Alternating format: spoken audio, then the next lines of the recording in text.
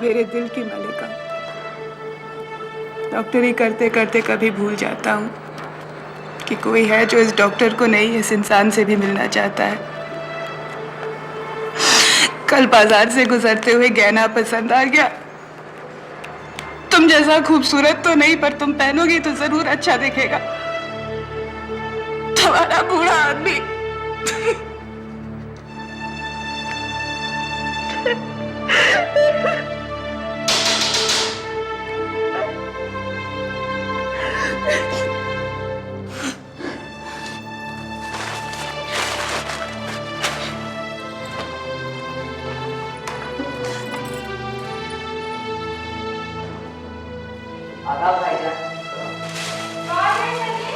मैं हूँ अम्मी, अब्बू की बरसी का सामान लाया हूँ। अरे छोटी भी आप यहाँ, वो भी गुलाबी कपड़ों में? मुझे लगा मैंने आपको बाजार में देखा है, वो भी नीले कपड़ों में। अच्छा, स्कूटर के पीछे थी डॉक्टर सुबोध के साथ। मुझे लगा आप हैं, लेकिन वो जो भी थी बिल्कुल आप जैसी थी। ये सामान कहाँ रखूं? कब देखा था तुमने? तकरीबन आधा घंटा पहले। ये सामान कहाँ रखूं? तेरे को यकीन है कि वही डॉक्टर सुबोध था? हाँ, कितनी बार तो उनके साथ यही मुलाकात हुई है। ये सामान कहाँ रखूं? हरामजादा कहीं का। जी? कुछ नहीं। ये सामान कहाँ? अरे मुझे क्या पता, जाके अम्मी से पूछो। जी। और वापस नहीं आना, जरूरी काम है।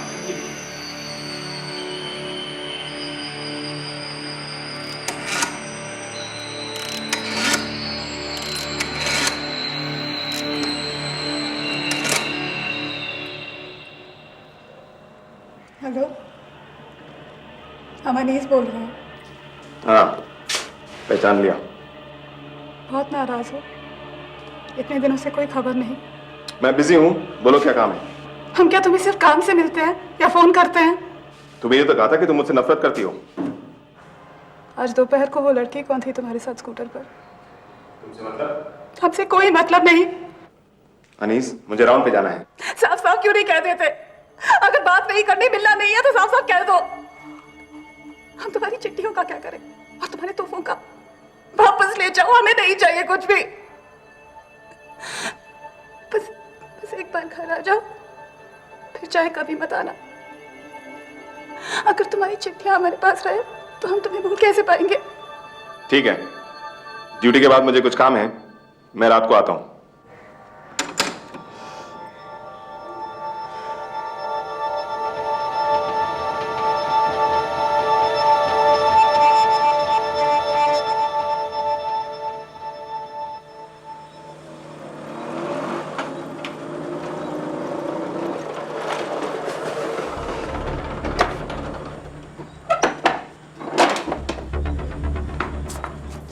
लो मियां, हो गया इनका दिन शुरू। ना किसी की कोई इज्जत और ना कोई मोहल्लेदारी की फिक्र। लेकिन छैला बड़े दिनों बाद दर्शन देने आया है। अरे छोड़ो, हमें क्या। आओ आओ।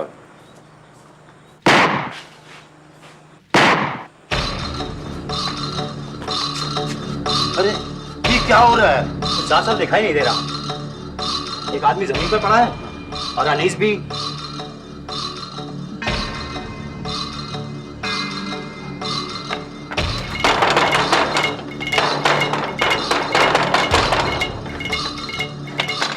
क्या अख्तर मियां घर पे हैं? नहीं, वो तो शायद से बाहर गए हैं। क्या हुआ? नहीं, कुछ नहीं।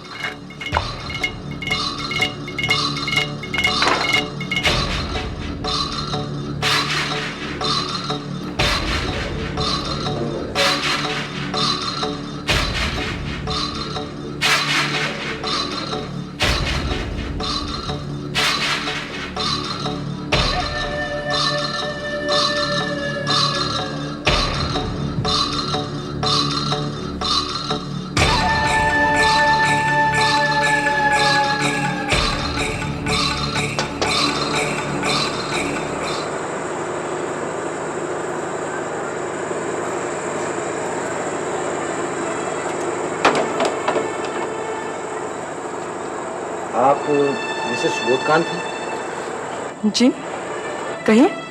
आप घर पर अकेली हैं? जी हाँ, अकेली हूँ। बात क्या है? आप अपने कुछ रिश्तेदारों को बुलवा लीजिए। क्यों? मुझे अफसोस है कि अब डॉक्टर सुबोधकांत एक दुर्घटना में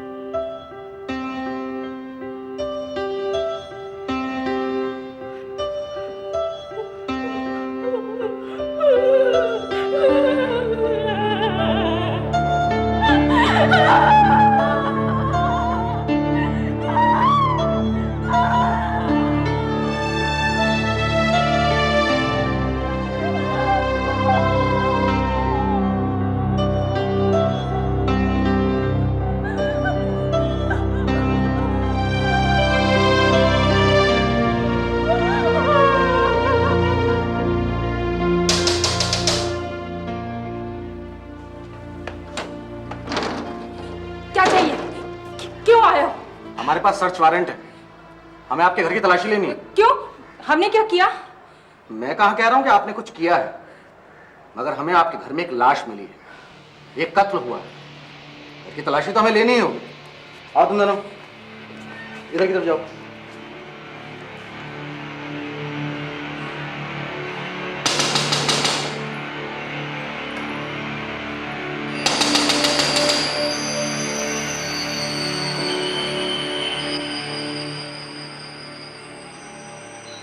आप ही शायद अनीस है। जी। हमें आपके कमरे की तलाशी लेनी है। मगर आप देखिए, आप हमें जितना कॉपरेट करेंगे आपके लिए उतना ही अच्छा है। हटिए यहां से।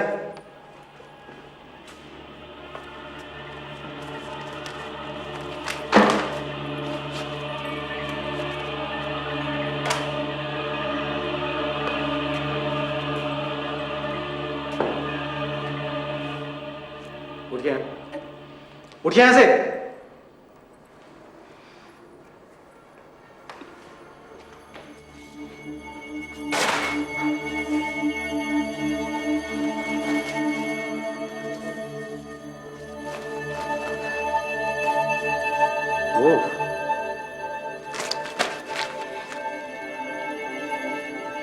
डॉक्टर सुबोध को मैं जानता था, लेकिन आपके इन लेटर्स को देख के लगता है कि आप तो बहुत अच्छी तरह से जानती थी।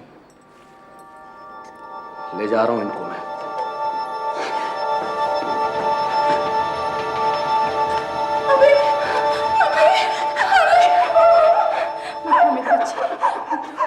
लोकल प्रेस में इस खबर को खूब अहमियत मिलने लगी। अनीस कातिल है नहीं, इस बारे में अलग अलग अखबारों में रोज अलग अलग कहानियां छपने लगी। ज्यादातर प्रेस को अनीस के साथ सहानुभूति हुई। उन्होंने उसे सुबोध का कातिल नहीं माना, लेकिन कुछ अखबारों ने सुबोध की पत्नी कामिनी के साथ अफसोस जताया। आप कभी मिली हैं अनीस से? एक बार, लेकिन फोन पर आवाज खूब सुनी है। बहुत फोन किया करती थी। बेटर मेरा भी लिहाज नहीं करती थी। इस हादसे से एक दिन पहले भी फोन किया था? जी हाँ, और बहुत बदतमीजी से बात की थी। डॉक्टर सुबोध हैं क्या? जी नहीं। आप कौन? क्या आप आज दोपहर को उनके साथ बाजार में स्कूटर पर थी? आप बोल कौन रही हैं? ये हमारे सवाल का जवाब नहीं है। क्या आप उनके साथ थी? आपसे मतलब? आप हमें बताएंगे या नहीं? पहले आप अपना नाम बताएंगी और जरा तमीज से बात करेंगी।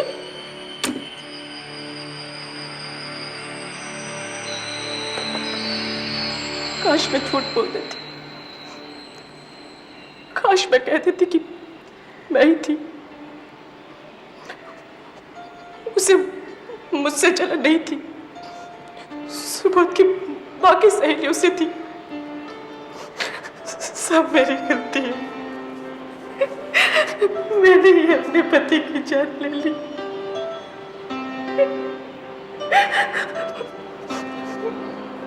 मैं जलन से मरी जा रही थी, क्या करती? मैं भी तो इंसान हूँ। सुबोध, तुमने मुझसे शादी क्यों की? मुझे कौन सहारा देगा?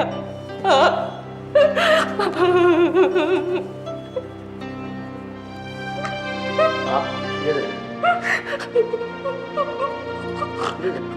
हमने राशिद मियाँ की नौकरी छोड़ दी है। अब देखिए ना साहब, उस खानदान से हमारा कुछ लेना देना नहीं है। क्यों?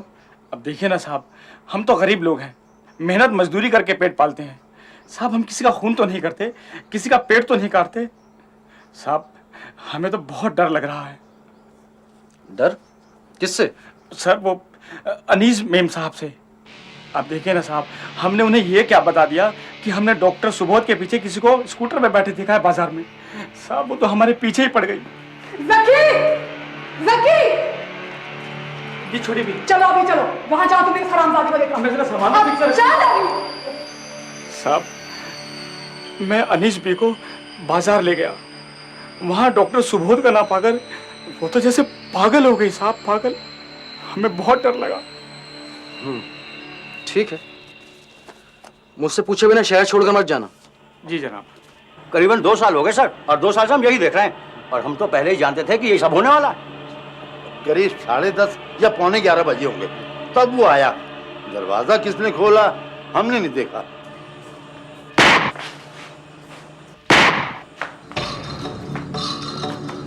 जैसे ही सलीम साइकिल लेकर दौड़ा, हम दोनों दरवाजे के पास जाकर खड़े हो गए। या अल्लाह, ये क्या किया तूने? अल्लाह का तो खौफ किया होगा। उसने हमें धोखा दिया, हमें बर्बाद किया था उसने हमें। हमने कुछ गलत नहीं किया। चुप कर। चल चल अंदर चल, चल अंदर चल, अंदर चल, अंदर चल।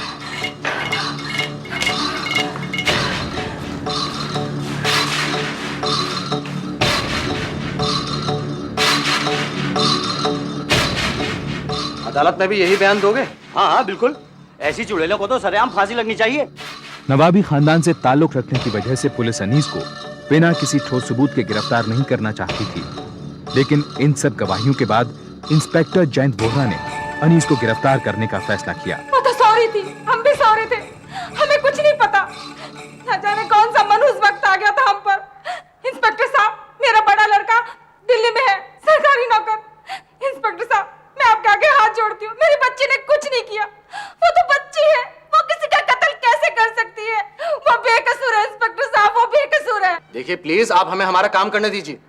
कहाँ है अनीस? वो अंदर बीमार है। अम्मी, खुदा के वास्ते छोड़ दीजिए मेरी बच्ची को।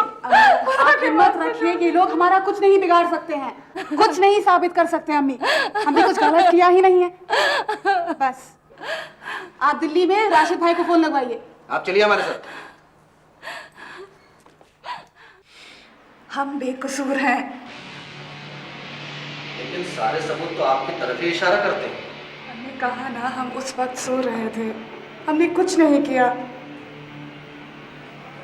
अच्छा, फिर कौन कर सकता है ये सब कुछ आपके घर आकर? हमें क्या मालूम, हम नींद में थे जब गोली चली, हमने कुछ नहीं देखा। हम सिर्फ अंदाजा लगा सकते हैं कि क्या हुआ होगा। तो बताइए। किसी ने भी किया होगा, शायद अख्तर ने ही गोली चलाई। वो सुबोध से बहुत चलता था, अक्सर हमें मिलने से मना करता था। वो काफी अच्छी कहानी है, लगता है फिल्में बहुत देखती है। उम्मीद है अदालत में भी ये साबित कर सकूंगी। इंस्पेक्टर जयंत वोहरा ने सुबोध कांड मर्डर केस की तहकीकात जारी रखी। उधर अनीस और उसके भाई रशीद ने शहर के एक नामी वकील सोहराब हांडा को अपनी पैरवी करने के लिए चुना। आपने इंस्पेक्टर जयंत वोहरा को बताया कि कत्ल अख्तर ने किया है? जी। साबित कर सकती हैं? वो करना आपका काम है। जिस रात कत्ल हुआ उस रात अली और रिजवान ने सिर्फ सलीम को आपके घर से निकलते हुए देखा था। अख्तर तो उस रात शहर में नहीं था। हमें कुछ नहीं मालूम। कोई रास्ता ढूंढिए और हमें यहाँ से बाहर निकालिए। सच सच बताइए कि क्या हुआ था।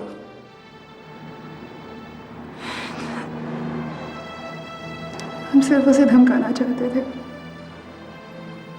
उसके खत लौटाने के बहाने हमने उसे घर बुलाया। जल्दी से कहो जो कुछ भी कहना है, बहुत देर हो चुकी है। सुबोध, आराम से बोलो, अम्मी और सलीम सो रहे हैं।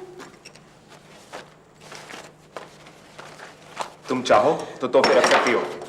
सुबोध, इतनी नफरत करते हो क्या तुम हमसे? हमने क्या किया है सुबोध? हमें माफ कर दो। देखो अनीस, हम दोनों के लिए बेहतर यही होगा कि हम पहले जैसे ना मिलें। तुम जवान हो, खूबसूरत हो, तुम्हारे लिए जिंदगी आगे पड़ी है। हम दुआ करेंगे तुम खुश रहो। सुबोध, हम तुम्हारे बिना नहीं रह सकते हैं। ऐसा क्या हो गया है कुछ दिनों में? या कोई और जैसी जवान खूबसूरत तुम्हारा बिस्तर गरम कर रही है? तुम जैसी बदतमीज लड़की मैंने आज तक नहीं देखी। चलता हूं, तुमसे तो बात करना ही फिजूल है। सुबोध, हम तुम्हारे बिना नहीं रह सकते। सुबोध, हमें माफ कर दो। सुबोध, अगर तुम नहीं रुके तो हमें आपको मार डालेंगे। सुबोध, अनीस, ये क्या बचपन है? क्या तुम नहीं देख सकते कि हम बच्चे नहीं है? अनीस, ये बंदूक नीचे रख दो। हम यही मर जाएंगे और तुम ही खड़े खड़े हमें देखते रहोगे।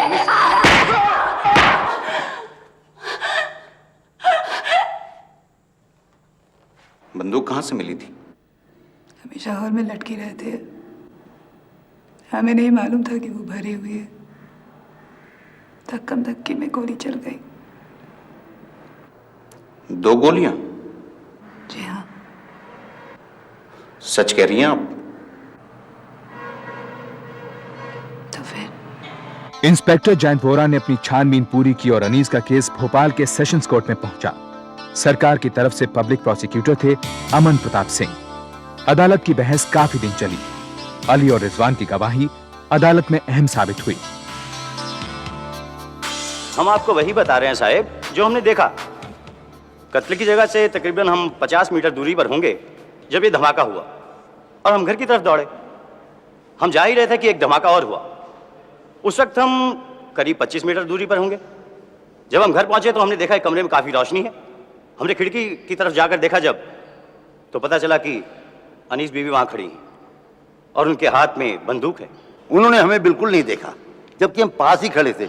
यही कोई 10 मीटर की दूरी पर हमने साफ साफ सुना कि अनीस बी ने डॉक्टर सुबोध को बुरी बुरी गालियां दी और अपनी अम्मी से कहा हमने कोई गलती नहीं की। योर ऑनर, इस बात में कोई बहस नहीं कि मुजरिम अनीस और डॉक्टर सुबोध में नाजायज संबंध थे और कत्ल की रात मुजरिम अनीस ने डॉक्टर सुबोध को अपने घर बुलाकर बेरहमी से कत्ल कर दिया। ये बात अभी साबित नहीं हुई है योर ऑनर। अली और रिजवान की बातों से कुछ भी साफ नहीं होता है। ये सर्कमस्टेंशियल एविडेंस का केस है your honour. Your honour, Ali और रिजवान की गवाही से यह साफ है कि उन्होंने कत्ल के कुछ पल बाद ही मुजरिमा को बंदूक के साथ उसके घर में देखा था। योर ऑनर, उस बंदूक पर मेरे मुवक्किल अनीस के फिंगरप्रिंट्स नहीं हैं। साफ बात तो यह है योर ऑनर कि अनीस जलन के मारे पागल हो गई थी ये जानकर कि डॉक्टर सुबोध और भी औरतों में दिलचस्पी दिखाते थे। जक्की की गवाही से यह साफ है। गवाह झूठे भी हो सकते हैं योर ऑनर। उनको मारना मेरे मुवक्किल का मकसद नहीं था, वो महज एक एक्सीडेंट था। सारी दलीलें सुनने के बाद ये अदालत अनीस अहमद बशीर को दोषी मानती है, लिहाजा उसे आईपीसी की दफा 302 के तहत ताउम्र जेल में रहने का हुक्म देती है। अनीस ने इस फैसले के खिलाफ पहले हाई कोर्ट और फिर सुप्रीम कोर्ट में अपील की, लेकिन दोनों ही अदालतों ने सेशंस कोर्ट के फैसले को सही माना। अनीस ने 4 साल जेल में बिताए और उसके बाद उसे प्रेसिडेंशियल पार्डन मिल गया। अनीस का भाई रशीद उस समय प्रेसिडेंशियल सेक्रेटरीट में अफसर था। अनीस के रिहा होने के बाद उसका परिवार अपना पुश्तैनी मकान बेचकर भोपाल से कहीं और चला गया। कामिनी अब खंडित मानसिकता या स्किज़ोफ्रेनिया से पीड़ित है। उसने दोबारा शादी नहीं की और भोपाल में अकेली रहती है। उसकी माली हालत भी ठीक नहीं है। अनीस अब दिल्ली में अपने भाई रशीद के साथ रहती है। उसने शादी नहीं की और वो दिल की मरीज है। 18 मार्च 1998 हत्या की मुजरिम गौरा रानी फांसी के लिए मथुरा जेल लाई गई। इल्जाम अपनी मां, पिता, भाई के साथ 8 साल पहले एक परिवार के 4 लोगों की हत्या। इस बीच गौरा की मां गुजर चुकी थी, लेकिन पिता और भाई किसी और जेल में फांसी का इंतजार कर रहे थे। 8 अप्रैल में 3 हफ्ते बाकी थे जब सुबह 4 बजे गौरा को फांसी लगनी थी, लेकिन मथुरा जेल के जेलर बदहवास थे। आजादी के बाद उनके जेल की ये पहली फांसी थी। गौरा का बच्चा लखन तो अपने पिता गणपत के पास था, लेकिन जेलर पांडे को सबसे अधिक चिंता गौरा के दूसरे बच्चे की थी। फांसी के बाद इस मासूम बच्चे का क्या होगा?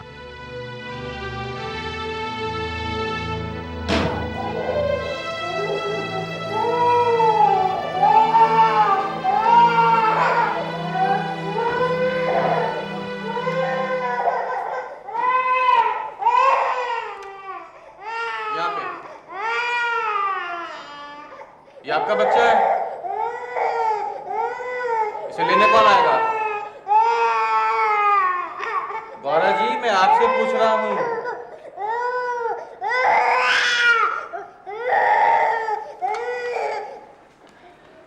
कुछ कहने का फायदा नहीं पांडे जी, मैं इसे लखनऊ जेल में 1 साल से देख रही हूँ, कुछ बोलती ही नहीं। पता नहीं नौटंकी कर रही है या फिर 4 खून करने का पछतावा है इसे। मैंने बहुत अपराधी देखे हैं, ये कोई पेशेवर खूनी तो है नहीं जो इसे फांसी दे रहे हैं।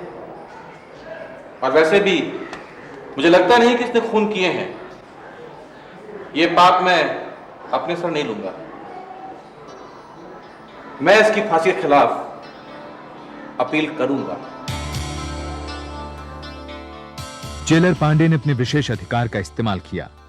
तुरंत उन्होंने गौरा के मृत्युदंड पर पुनर्विचार की जेल पिटीशन सुप्रीम कोर्ट में पेश की। अखबारों ने इस खबर को खूब उछाला। जब जेलर पांडे ने वीमेंस राइट्स ऑर्गेनाइजेशन की प्रेसिडेंट सोहिनी दत्त से संपर्क किया और सोहिनी दत्त ने इसके खिलाफ आवाज उठाई तो पूरे देश में इस केस ने तहलका मचा दिया। मृत्युदंड खत्म करने की मुहिम चलाने वाले सुप्रीम कोर्ट वकील अमिताभ रैना से सोहिनी मिली। सोहिनी, तुमने गौरा को देखा भी नहीं और उसे बेकसूर मार दिया। It is instinct, Amitabh. Instinct. Instinct? You need evidence in law. हो सकता है उसके भाई और पिता ने उसे भड़का दिया हो। मेरा एक्सपीरियंस कहता है एक औरत खूनी नहीं हो सकती। सवाल औरत और मर्द का नहीं है सोहिनी। सवाल यह है कि कितनी आसानी से लोअर कोर्ट की जजेस ने इसे rarest of the rare case मान लिया। इसे मौत की सजा ना हो, मजाक हो। हम सजा के खिलाफ अपील करेंगे सोहिनी, लेकिन तीनों की सजा के खिलाफ। अमिताभ, गौरा के साथ उसके भाई और पिता को शामिल करने से हमारा केस ढीला पड़ जाएगा। What do you mean? Look, our focus is Gaura, उसकी इनोसेंस, उसका मासूम बच्चा। आजाद हिंदुस्तान में किसी औरत को फांसी की सजा नहीं होनी चाहिए। That's our pitch. The first woman to get the death sentence in independent India, we must save her. Not in India. Mathura jail की पहली औरत सोहिनी। Forget that detail. मीडिया इस बात को हाथों हाथ लेगी। सोहिनी, हम लोग कैपिटल पनिशमेंट के खिलाफ लड़ रहे हैं ये पब्लिसिटी के लिए। Look अमिताभ, तुम चाहते हो कि फांसी की सजा किसी को नहीं होनी चाहिए। मैं चाहती हूँ कि फांसी की सजा गौरा को नहीं होनी चाहिए। और अगर पब्लिसिटी से गौरा की जान बचती है तो उसके भाई और पिता भी तो बचेंगे। What's the problem? Okay. लेकिन पिटीशन दाखिल करने से पहले I want to meet Gaura. Can you arrange that? सोहिनी ने उसी रात जेलर पांडे से फोन पर बात की और अमिताभ रैना 2 घंटे का सफर तय कर दिल्ली से मथुरा पहुंचे गौरा से मिलने। अरे कुछ तो बोलिए आप। आपकी मदद करने की कोशिश कर रहे हैं, आप कुछ बोलेंगे नहीं तो कुछ नहीं कर पाएंगे हम लोग।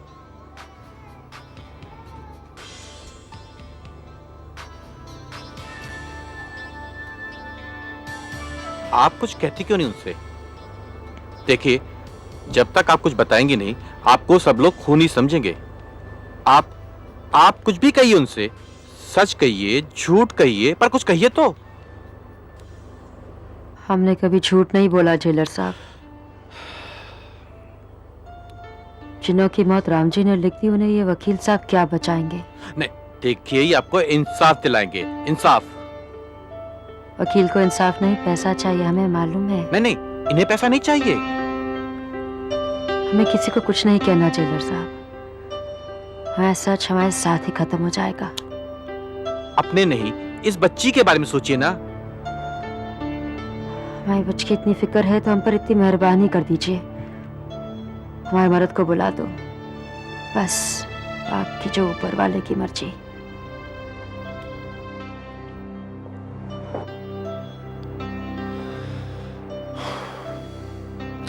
कोई फायदा नहीं पंडित जी। लगता है कोर्ट के पेपर्स में इस कहानी का सच ढूंढना होगा। मैंने पढ़े हैं पेपर्स। इसमें सच जैसी कोई चीज है ही नहीं। क्या मतलब? पता नहीं इतिहास से कितना वास्ता रहा है, लेकिन वहां पे अगर पुलिस और जमींदार मिल जाएं, तो फिर वो भगवान को भी खूनी ठहरा सकते हैं।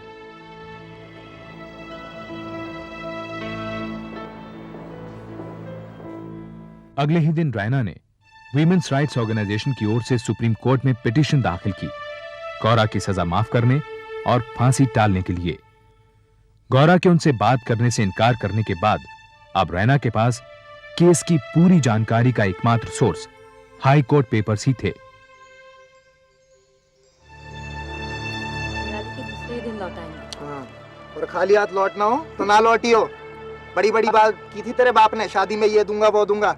चल बैठ अब, चल फटाफट। हाँ बैठ जा, ले। कोर्ट पेपर से रैना ने उन घटनाओं को एक सिरे में पिरोने की कोशिश की जिसका अंजाम हत्याओं में हुआ। गौरा की कहानी 8 साल पहले शुरू हुई, जब अपने मायके में दिवाली मनाने के लिए गौरा अपने पति गणपत से विदा ले रही थी। अरे भिक्कू काम न क्या रे? अच्छा यहाँ बैठा यासी कर रहा हाँ? और मैं तेरा वहाँ खेत में इंतजार कर रहा हूँ सुबह से। हल कौन चलाएगा तेरा बाप? अरे चल उठ यहाँ से। हमारी बात तो सुनो। बिहारी छोड़ दे। क्यों छोड़ दूं? अरे जब कर्जा लेना था तो बाप बाप करके आ गया, कर्जा गप गप करके खा गया और चुकाते नानी मरती है। अच्छे तेरे कर्जा वसूला मैंने। चल हमारी बात तो सुनो। बिहारी तू भी जो मत कर, मेरे बापू को छोड़ दे। मेरा बापू तेरा बंधुआ नहीं है, मालिक है मेरा। हाँ? 4 किताब पढ़ ली, कानून जा रहा मुझ पे। लाइट चलाना भी नहीं भूला हूँ। जा चला जा। बिको, तेरे बेटे की लीडरी से पेट नहीं भरेगा तेरा, देख लूंगा तेरे को। बाबू जब तक गोपी भैया हमारी जमीन नहीं लौटा देते ना, हमें लोगों को गुलाम बनकर रहना पड़ेगा, उनके तलवे चाटने पड़ेंगे।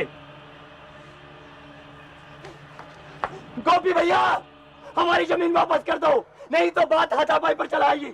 फिर मत कहना। मामा से चीखने चिल्लाने से जमीन मिल जाती तो हर कोई तेरी तरह लीडरी करता फिरता। अरे किसी दिन मेरा दिमाग फिर गया तो।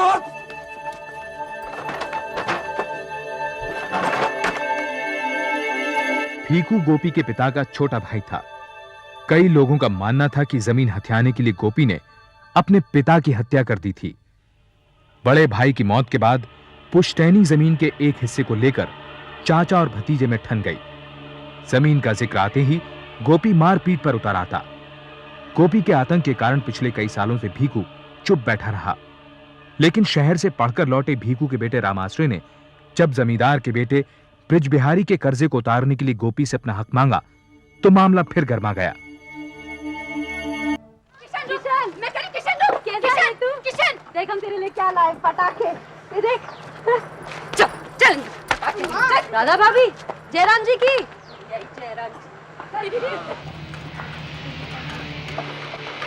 ए माही, अरे गौरा, क्या भाई सब ठीक तो है ना? ओए बिटिया, अरे लखन, आजा। आ गई बिटिया तू। और गणपत तो राजी खुशी है ना? भाई राधा भाभी को क्या हुआ है? ना कोई जयराम जी की, ना कोई बात। दम से हमारे मुंह पर दरवाजा दे मारा। बिटिया बात ये है कि अब गोपी भैया और राधा भाभी मुंह की नहीं जूतों की बोली समझेंगे। ऐसी कौन बात हो गई भैया? वही अपनी जमीन 2.5 बीघा। वो समझता है कि बापू तो बरसों से कुछ बोलता नहीं है। जब मैंने हिस्सा मांगा तो उसका खून खौल गया। देख भैया, हम तुम्हारे हाथ जोड़े, ये झगड़ा और ना बढ़ा। तुम तो शहर चले जाओगे, ये झेलेगा बापू। तो अभी कौन सा बापू मजे लूट रहा है? वो जमींदार का छोकरा ब्रज बिहारी थोड़ा सा कर्जा क्या दिया, बापू को गुलाम बना लिया। आज मैं ना होता तो ये टूटी फूटी मशीन खुद नहीं चल पाती, घर क्या चलाती। भैया तू तो शहर चला गया, पीछे बापू पर क्या गुजरी तू क्या जाने। कर्जा नहीं लेता तो क्या करता, अब चुकाए कहां से। देख भैया हमारी बात मान, तू तो कॉलेज पढ़ा है ना, शहर चला जा, यहाँ गांव की हम निपट लेंगे। ये झगड़ा और मत बढ़ा भैया। हाँ, शहर में तो जैसे नौकरियां पेड़ पर लटकी हुई हैं। ए भाई गरम क्यों होता है? अच्छा सुन सुन, गोपी भैया से हम बात करेंगे, उनसे कहेंगे जमीन ना देनी तो ना दे, हैं? तेरे हाथ कुछ नकदी रख दे, चल झंझट खत्म। तूने कही और उन्होंने मानी। अगर ये बात होती तो आज ये नौबत ही ना आती। नहीं गौरव नहीं, तू पराई मोड़ी है, तू हमारी हम पे छोड़ दे।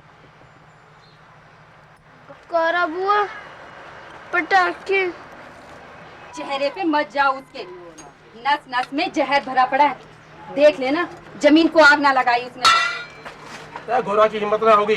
काय बार बार ससुराल से लौट आती है, दहेज जो उसके मक्खी चूस बाप ने नहीं दिया, गणपत बार बार उसे मायके भेज देता है। ब्रिज बिहारी बता रहा था कि गणपत इसीलिए दूसरी औरतों के पीछे। राधा, अरे हम कोनो मन से बात बना रहे हैं, जो सच है सो है। अब लौटी है सुर्पनखा तो रावण के साथ मिलकर जमीन मांगने चली आएगी, वरना ससुराल कैसे लौटेगी? गणपत तो उसे घर में घुसने ना देगा। अगर जमीन उनकी है तो देने में क्या हर्ज है? ज्यादा बकर बकर मत कर डोकरी, जमीन उनके बाप की नहीं है। राम आश्रय का जोर चले तो पूरे गांव भर की जमीन अपनी कहते। मजनू का लीडर बना फिरता है चोर। कसम से अगर राम आश्रय ने इस जमीन को लेकर फिर से कोई टंटा किया ना तो उसकी लाश पर रोने वाला कोई ना होगा। भैया राम, हे भैया राम, मैं भरत बलिहारी जाऊं, लो अपना सिंहासन और लो अपनी आशीष मेरा है, देवर हो तो भरत जैसा। जब तक देखा भैया, एक जे देवर है और एक हमारी राम आश्रय जो अपने बड़े भाई पर लठ उठाने की बात करते हैं। प्रेम तुम्हारा देख, हृदय मेरा पिघला जाता है। धन्य है भूमि, धन्य ये माता है। बाप ने मारी मेंढकी, बेटा तीरंदाज। अरे हम कहें बाप ने तो जमीन कभी ना मांगी, लेकिन हमारे राम आश्रय जैसे जमीन का पट्टा पेट से लिखा के लाए। भाभी बस करो। अरे अरे हम डरते हैं क्या? बस करो, कलेक्टर नहीं है? सीता मैया का पारद करने वाले ललुआ को 11 रुपए का इनाम। जमीन लेने चली है, मर्द तो संभलता नहीं, जमीन संभालेगी। भाभी देखो सब लोगों को। अरे दिखा दिखा दिखा जो दिखाना है। हम कोई तेरा कर्जा खाए जो डरे? ये जमीन ताऊ ने बापू के नाम की थी, क्या हमारी जमीन है जो गोपी भैया दबाए बैठे हैं? उसकी खाते मार डाला ताऊ को। अरे अरे देखा, अरे देखा देखा, मुंह झूठ बोलते, इसका मुंह भी नहीं चलता है। राधा भाभी हम झूठ नहीं बोलते, झूठी कि 10 की बात 100 बताने की झूठी।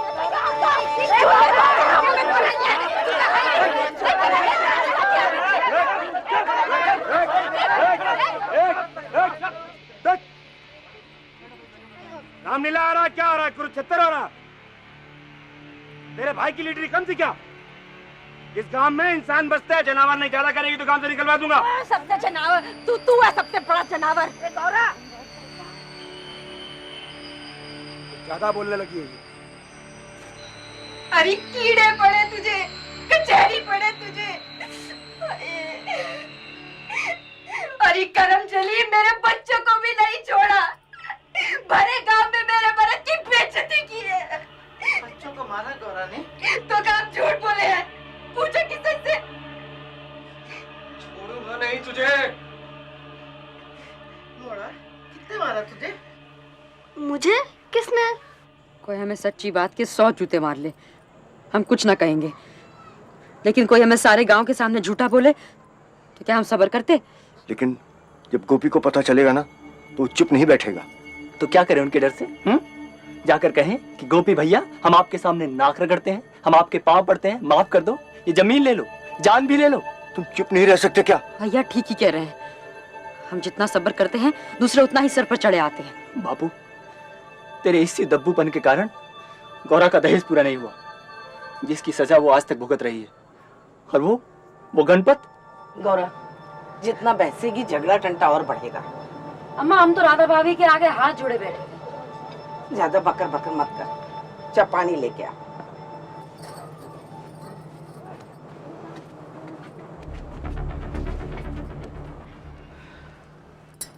कुएं की तरफ अकेली जा रही है सुर्पनखा। चल रहा था। चला गोपी ना, चाहिए तो हार करने में बात बड़ा, गोपी बात मत बड़ा।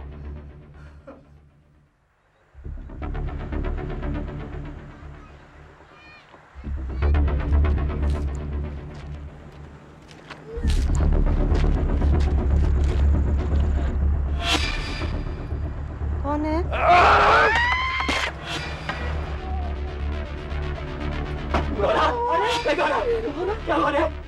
गौरा, क्या हुआ? देखा बापू, मैंने कहा था ना ये उसी गोपी ने किया है। ये क्या नौटंकी लगा रखी है तुम लोगों ने? गोपी नंदन और बाकी लुगाई का पागल है। कल रामलीला में, भरी रामलीला में सब लोगों के सामने बाकी लुगाई की पिटाई कर दी है। क्यों? ठीक कह रहा हूं ना? और इतने से भी चैन ना पड़ा तो आज चले आए थाने रपट लिखाने। दरोगा साहब, हम कब कहते हैं कि कल झड़प नहीं हुई, लेकिन आप रिपोर्ट तो लिखिए।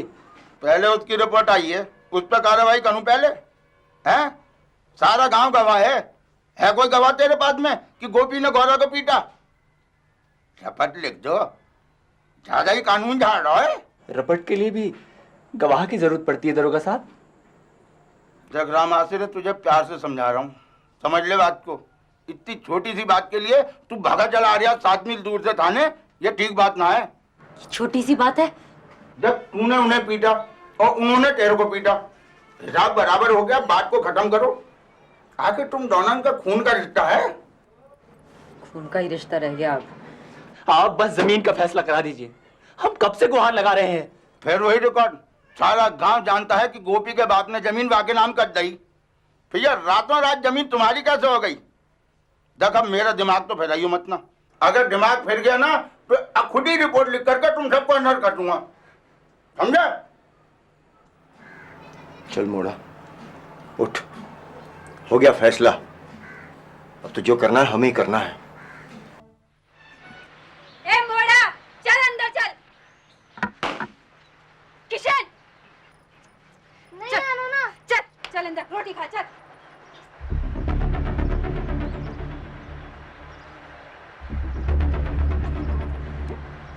जयराम जी की बहूजी। जयराम जी की। चल। राम जी के बाबू। राम राम। चल जल्दी से बना दे, शाम को रामलीला में जाना है। बैठिए जी। चल मैं करी, चल अंदर चल। 5-6 दिन से सूर्पनखा और रावण ने चूं तक नहीं की। गोपी से टकराने का फल जो चख लिया, दरोगा ने भी खूब ठासा। अब औकात में रहेंगे ससुरे।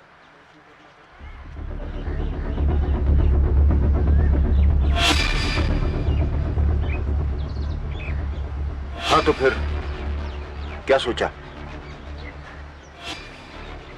सोचने को रखा क्या है बापू? तेरे भाई क्या है ये? हैं? गरम पानी लेकर आ जा। गरम ही तो है ब्रज बाबू ये।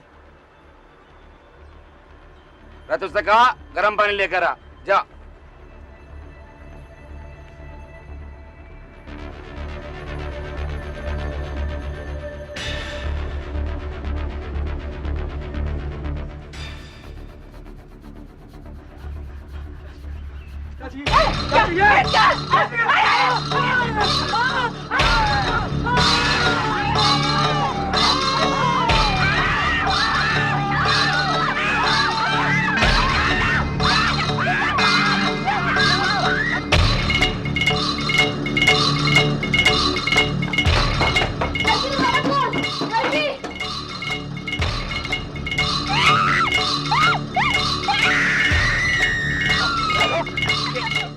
छोड़ इसको, जा चौकीदार को बुला के लेकर आ। हत्यारों ने मार दिया सबको। जा जल्दी जा। बोले मैंने बोला, जल्दी। पागल है, बाहर मत जा बाहर। मैं जाऊंगा। अरे कदम कर दिया बेचारे को। अरे चौकीदार जल्दी आ रहे। अरे दौड़ क्या, ये देख।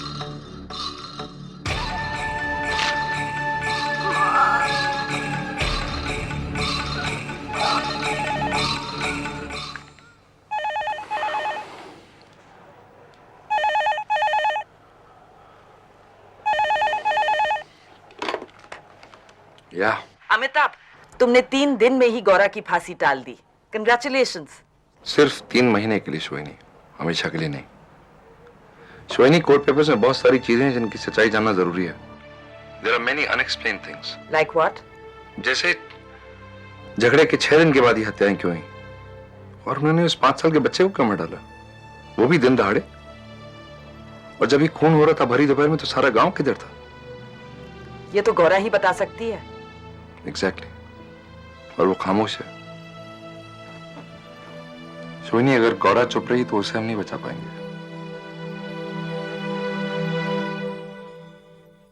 गौरा की फांसी की सजा 3 महीने तक के लिए टाल दी गई है, लेकिन वो अब भी खामोश है। आजाद हिंदुस्तान में फांसी की सजा पाने वाली ये पहली महिला क्या अपनी खामोशी तोड़कर हमारे सवालों का जवाब देगी? गौरा की फांसी का स्टे ऑर्डर फिर अखबारों पर छा गया।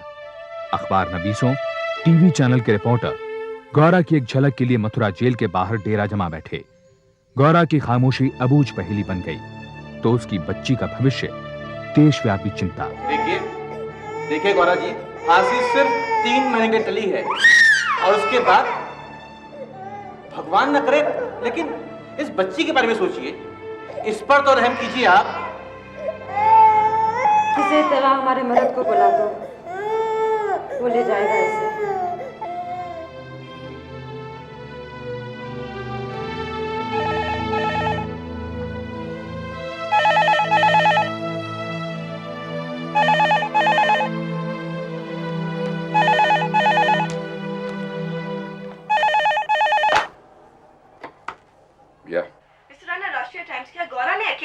रिश्तेदारों का देखिए गौरा के साथ उसके भाई और उसके पिता पर भी इल्जाम लगा। यानी गौरा ने उनके साथ मिलकर खून किया। I didn't say that, did I?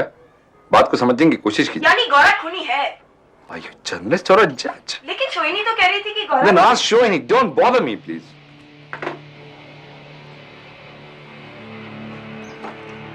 कल गौरा की प्रेस कॉन्फ्रेंस है, यही बताने आई थी। इस तरह के वाहियात सवाल पूछने के लिए ये पढ़ा आपने? अगर इनमें से किसी ने भी कोर्ट पेपर्स पढ़ने की तकलीफ की होती तो इस तरह की कहानियां नहीं छापते।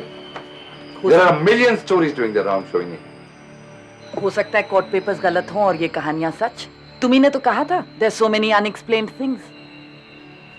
हाई कोर्ट ने सच जानने की कोशिश नहीं करी, इसका ये मतलब नहीं कि there is no truth. In newspaper reports के बेसिस पर आप ये भी तो कह सकते हो कि कोई कुछ नहीं जानता, इसलिए उसको बेनिफिट ऑफ डाउट मिलना चाहिए। We must try and find out what actually happened. और उस सच तक पहुंचने के लिए गौरा की खामोशी तोड़ना जरूरी है। क्या लगता है आपको, गौरा बात करने के लिए राजी हो जाएगी? उम्मीद कम है। वो बस एक ही रट लगाए हुए है, मेरे आदमी गणपत को बुला दो। फिर मैंने कई बार सदस्य भिजवाए। अच्छा, पर वो आता ही नहीं है। शायद ऐसे ही अच्छा है। अगर वो आखिर उसकी बच्ची को ले गया तो फिर शायद गौरा कभी नहीं बोलेगी। रैना साहब, बात तो ये अंधेरे में तीर चलाने के समान है, लेकिन शायद गणपत के आने के बाद गौरा की खामोशी टूट जाए। अरे हुजूर हमारी लुगाई से क्या लेना देना? साहब हमें क्या फांसी देते हो? सरकार लखन को ले आते, जी भर देख लेती। ज्यादा बकर बकर मत कर। ये बोल काहे बुलाया? बच्ची को ले जाने को। मेरे मत्थे काहे मरती है? कौन जाने किसका पाप है ये? क्या कही तूने? सुनी ना तूने? अच्छी तेरी है गणपत। फांसी तो हो चुकी, जहां 4 वहां 5 खून। इसका भी गला दबा दे। कोई पाप नहीं किया। हो अपने सगे ताऊ के घर वालों का मर्डर कर बहुत बड़ा पुण्य किया तूने, बहुत बड़ा। तो झूठ ना बोल। झूठ मैं बोल रहा हूँ कि तू? कभी झूठ नहीं बोलते, तू जानता है लखन के बापू। तो ये पाप की गठरी रख अपने पल्ले। बच्ची तेरी है गणपत, ले जा इसे। अपनी बच्ची के भविष्य की चिंता ने गौरा को पहले से ज्यादा खामोश कर दिया। 3 दिन तक न उसने कुछ खाया, न जेलर पांडे से मिली। अचानक उसने जेलर पांडे से खाना भेजने और वकील से मिलने की ख्वाहिश जाहिर की। जेलर साहब को बोलो कि वकील साहब को बुला भेजें, हमें कुछ कहना है।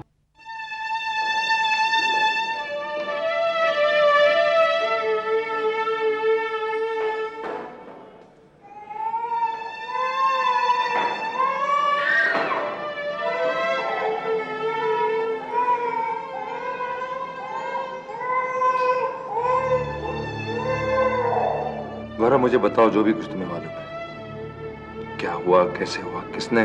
कौन मानेगा हमारी बात? वो हम बाद में देखेंगे, पहले मुझे तो बताओ सब कुछ। गोपी तुम्हारे सगे ताऊ का लड़का था ना? खून का रिश्ता था तुम्हारा उसके साथ। फिर कैसे तुम लोगों ने? तुमने नहीं तो किसने मारा उसको? हम क्या जाने। हम हमारी अम्मा बापू भैया के साथ खेतों पर मजदूरी करने गए थे। तब नाई की पुकार सुनी कि गोपी भैया के घर वालों को मार डाला। हम सब लटपट भागे। अरे बाजी कहाँ छोड़ के चली गई? अरे बेचारे को मार दिया। क्या इसने मारा?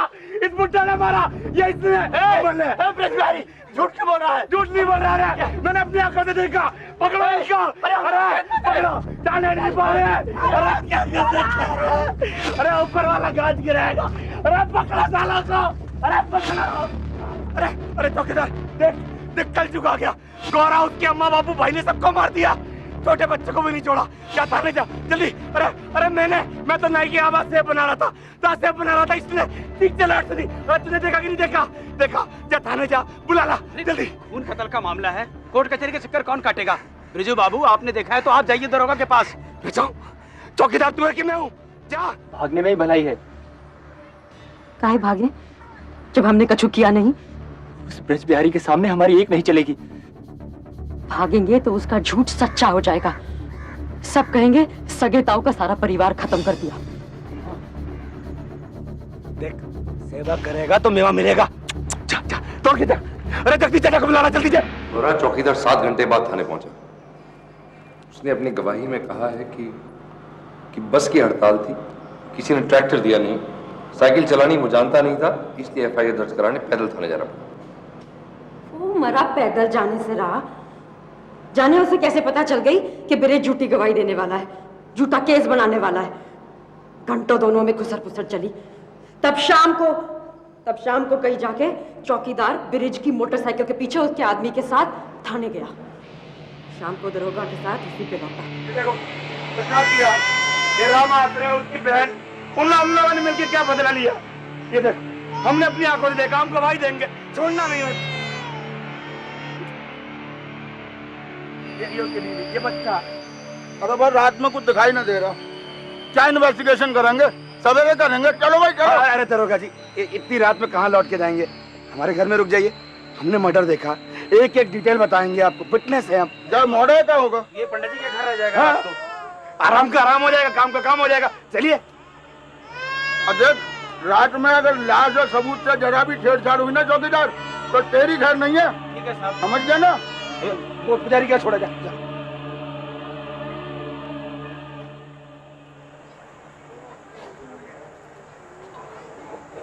किशन, आजा मोड़े, आज रात हमारे यहाँ रुक जाओ।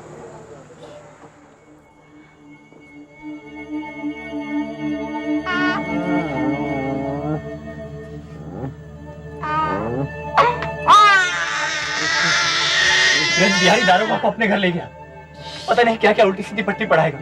अब नहीं भागे तो बचेंगे नहीं। मोड़ी, चल उठ। काय बापू, कौन मानेगा हमने अपने सगे वालों को मार डाला? अरे ब्रिज के डर से सब मानेंगे। चल चल उठ, चल। लखन को छोड़ के कहाँ जाऊं? अम्मा की हालत तो देखो।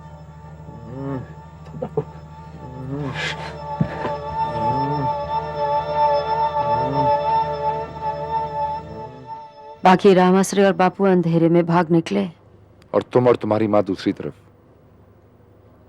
अरे कमाल है, भागे नहीं तो पुलिस क्या पागल है जो गांव से 8 मील दूर जाकर तुम्हें पकड़ा? इनमें ये लिखा है। हाँ, ये लिखा है, और ये भी लिखा है कि एक अनजान आदमी ने दरोगा को खबर दी कि तुम और तुम्हारी माँ बस का इंतजार कर रहे थे पुलिया के पास।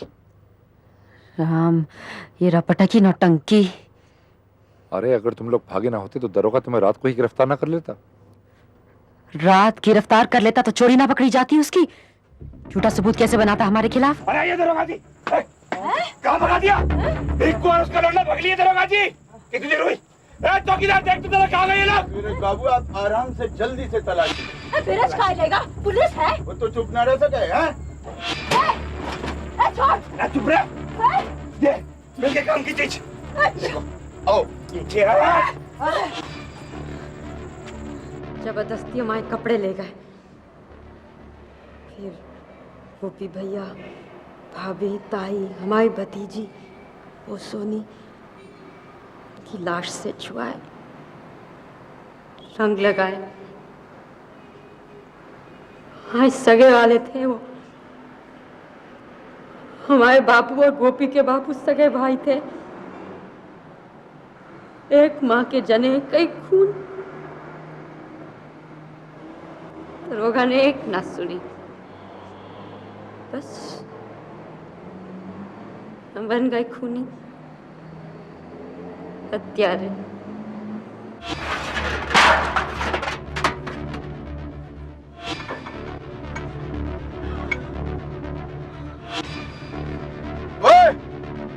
कहने बना इनको।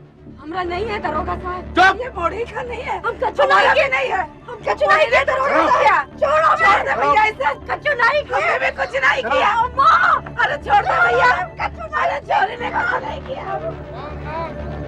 राम नाम राम नाम राम नाम राम नाम राम नाम राम नाम आपके पाँव पड़ते हैं। भारत प्रिय तिरहत्तर अरे देख रहे हो, वो अकेले दाग नहीं दे पाएगा, तो छोटा है, देखिए ना दरोगा साहब। पहले इसको अनाथ बनाया, अब नौटंकी कर रही है। बड़ा लाड़ू मर रहा है तुझे, हैं? अरे दिवाली के दिन दिए पटाखे की बजाय ये चिता जलाएगा, चिता। शांति बढ़ गई तुझे?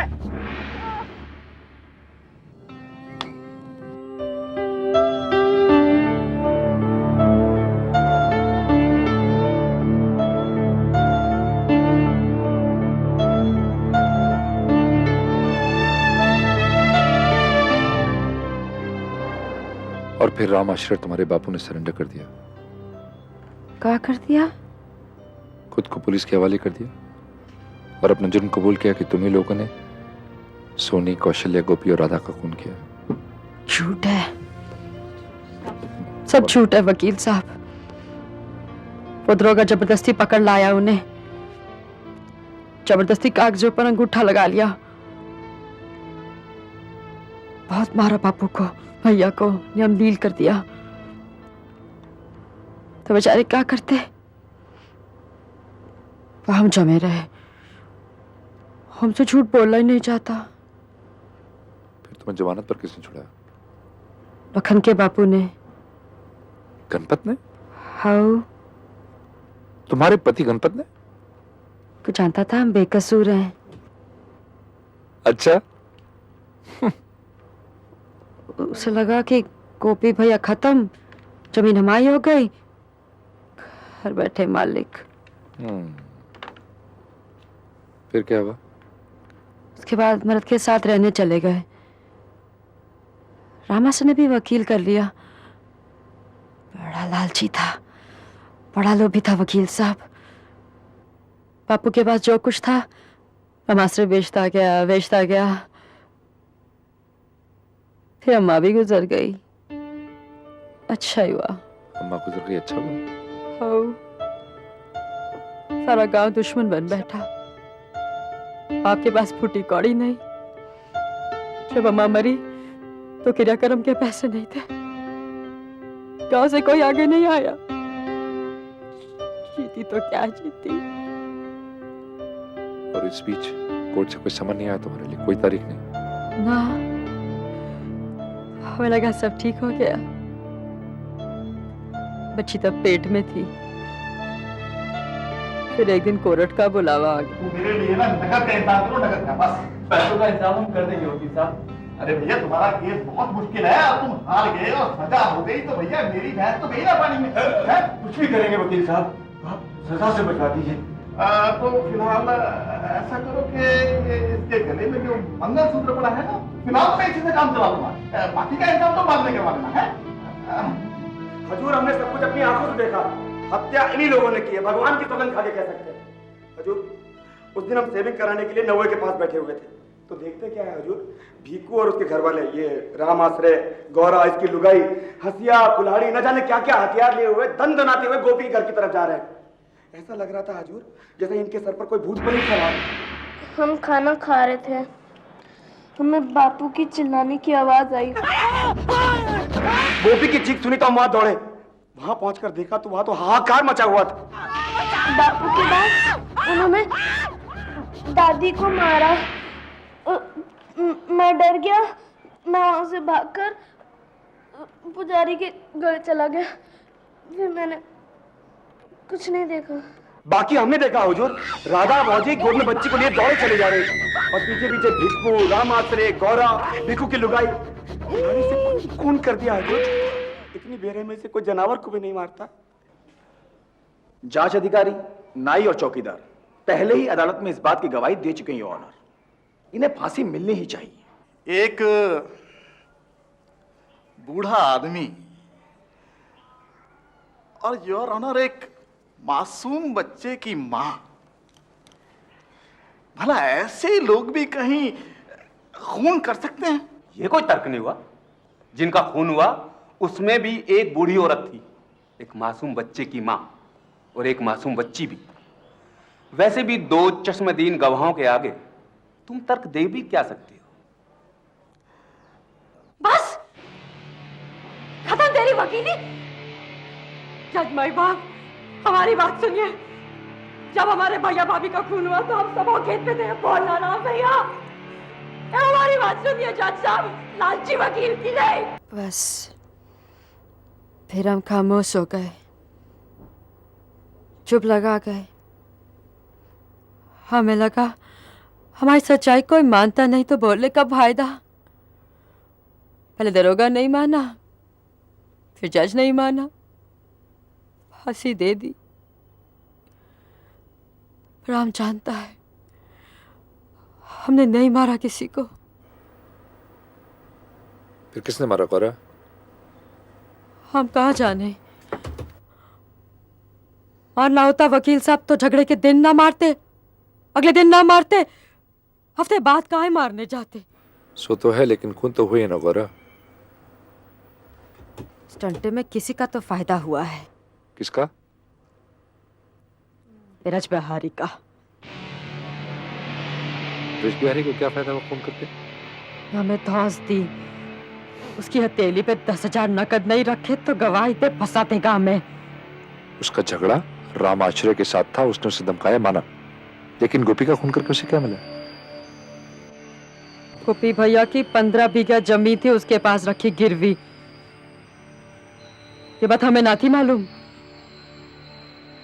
गोपी भैया को गुजरे हफ्ता भी नहीं हुआ, कपटी ने जब्त कर ली जमीन। हमें ना मिली तभी तो लखन का बापू बच्ची ना ले गया। बेचारा किशन, उसे बिना मिला कुछ। गौरा, एक बात नहीं समझ आती, किशन ने तुम्हारे खिलाफ क्यों गवाही दी? माय लॉर्ड, हो सकता है 7 साल के किशन को पट्टी पढ़ाई गई हो। कानून भी मानता है कि नाबालिग गवाह को सिखाया पढ़ाया जा सकता है। उसकी गवाही की बारीकी से जांच करने की जरूरत है माय लॉर्ड। इस मामले की बारीकी से जांच की जा चुकी है my Lord. On the contrary, इस मामले के हर पहलू में देर की गई। एफआईआर लॉन्च कराने में 7 घंटे की देरी हुई। किशन की गवाही कत्ल के 6 दिन के बाद ली गई।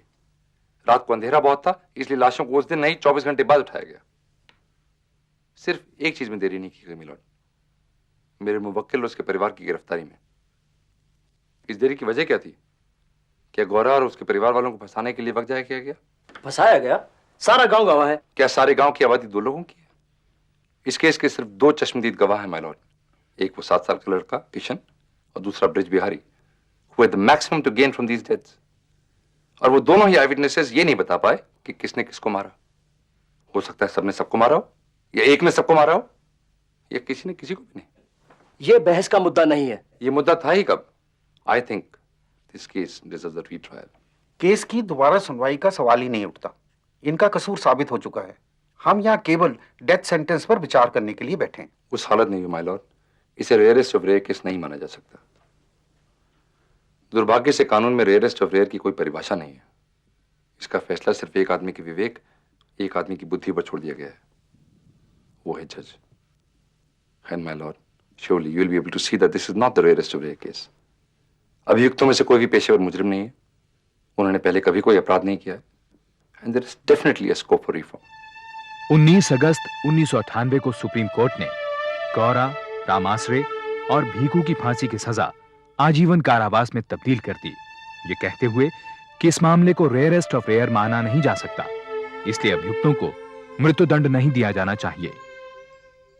आपने इतना इम्पॉसिबल केस जीतकर एक औरत को फांसी से बचा लिया। मुझे खुशी है कि हमने 3 लोगों को फांसी दिया। ये विमेन्स ऑर्गेनाइजेशंस के लिए एक बहुत बड़ी विक्ट्री है और हम एक मूवमेंट चलाएंगे डेथ सेंटेंस के खिलाफ, ताकि कोई औरत को ये सब झेलना ना पड़े जो कि गौरा ने झेला।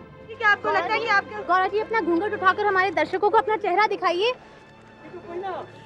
लोगों और अदालत ने हमें हत्यारन मान लिया है। अपना घूंघट नहीं हटाएंगे ताकि 14 साल बाद जब हम अपनी बच्ची के साथ राह चले तो कोई ये ना कहे कि देखो हत्यारन जा रही है। गौरा मथुरा जेल में अपनी सजा काट रही है। वो सन 2010 तक जेल में रहेगी। आज उसकी बच्ची 1.5 साल की है। वो 8 साल की उम्र तक अपनी मां के साथ रह सकेगी। सोहिनी दत्त भारत के राष्ट्रपति से गौरा की बच्ची के लिए गौरा की सजा माफ करवाने की अपील कर सकती हैं। भीखू और राम आश्रे लखनऊ जेल में आजीवन कारावास काट रहे हैं। रियायत के साथ सन 2010 में वे रिहा होंगे। अमिताभ रैना मृत्युदंड के खिलाफ अपनी मुहिम चलाए हुए हैं। एक कानूनी सहायता सेल के साथ काम करते हुए गरीबों को मुफ्त कानूनी मदद देते हैं। किशन अब 15 साल का हो गया है। कहते हैं अपने छोटे भाई के साथ वो अभी भी उसी मकान में रह रहा है जहां उसके परिवार के सदस्यों की हत्याएं हुई थीं। अभी तक ऐसी कोई परिभाषा नहीं बनी है जिसके आधार पर यह तय किया जा सके कि कौन सा केस रेयरेस्ट ऑफ रेयर है। तुम उसकी चिंता बिल्कुल छोड़ दो। तुम्हारा वो काम तो मैं करवा ही दूंगा। भाई एक फाइल सही जगह पहुंचवानी है, समझो कि पहुंच जाए। अरे भाई अब हम भी तुम्हारे काम नहीं आएंगे तो फिर और कौन आएगा? मिनिस्ट्री में जान पहचान का कुछ तो फायदा होना चाहिए। तुम्हें पता है मिनिस्टर साहब मेरी रिश्तेदारी में आते हैं। देखो मैं तुम्हारे लिए इतना कुछ कर रहा हूं, बदले में मुझे तुमसे क्या मिलेगा? क्या मतलब है तुम्हारा? ऐसा करते हैं, शुक्रवार को छुट्टी लेकर फिल्म देखने चलते हैं। उसके बाद सीधे घर चलेंगे और वहां चल के तय करेंगे कि क्या करना है और कैसे करना है। ठीक है?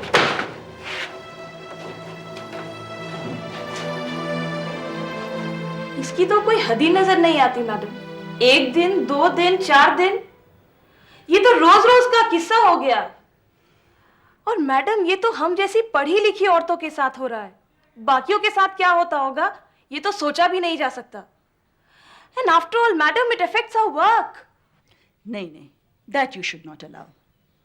लेकिन एक बात अच्छी तरह से समझ लो कि हमें इस सिस्टम में भले कैसे क्यों ना हो अपने लिए कैसे ना कैसे कंफर्ट तो ढूंढना ही है। लेकिन बर्दाश्त की भी कोई हद होती है madam. I know it hurts.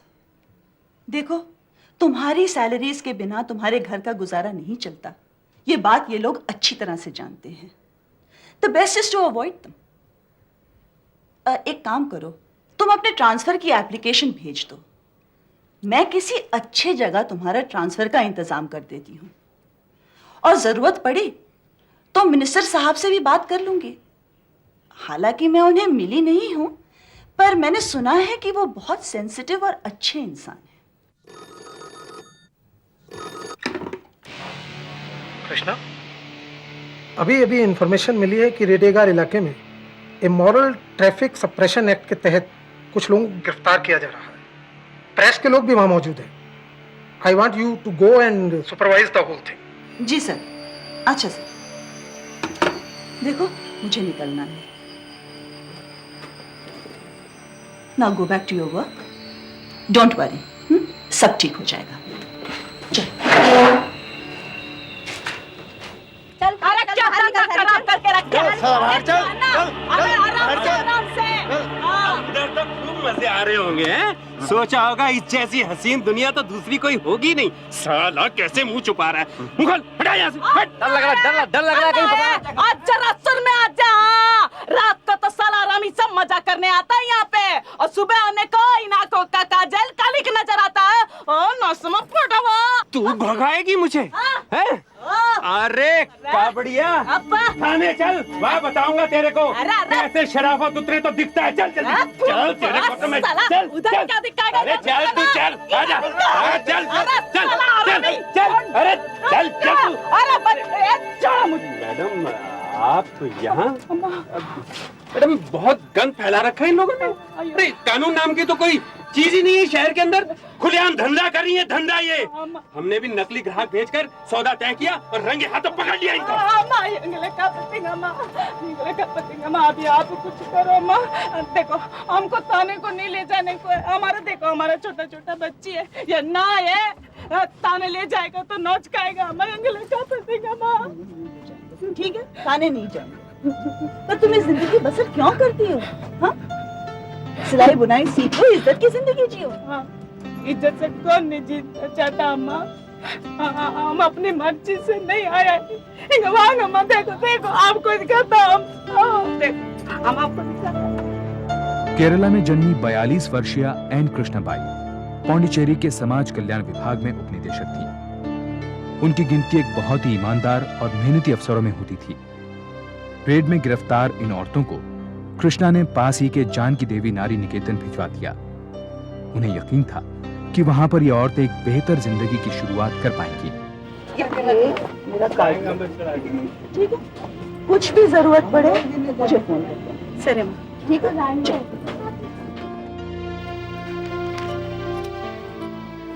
आइए आइए, बैठिए बैठिए। क्या बात है, कई दिनों बाद याद किया साहब ने। हाँ, सो तो है। आज पीए साहब खुद आए, जरूर कोई खास काम होगा। साहब के यहाँ वीआईपी आए हैं, खास मेहमान। उनकी देखभाल मेरे जिम्मे है और उनकी तबीयत बहुत अच्छे तरीके से खुश करनी है। इलेक्शन से पहले कोई डील फाइनल करनी है शायद। क्या कोई कोर आइटम चाहिए? 2 महीने पहले एक रेड में 22 लोगों को पकड़ा था। कुछ लड़कियां भी हैं उनके साथ, 15-16 साल की हैं, देखने में सुंदर और अच्छी भी है। मगर वो क्या? वो लक्ष्मी, उसकी दिक्कत है, बहुत चिक-चिक करती है। क्या ऐसा कौन है जो तुम्हारी मुट्ठी से बाहर हो? ये कौन आ गया? अगर ज्यादा परेशानी खड़ी करती हो तो कोई आइडिया लगा के लड़कियों को बाहर निकालना।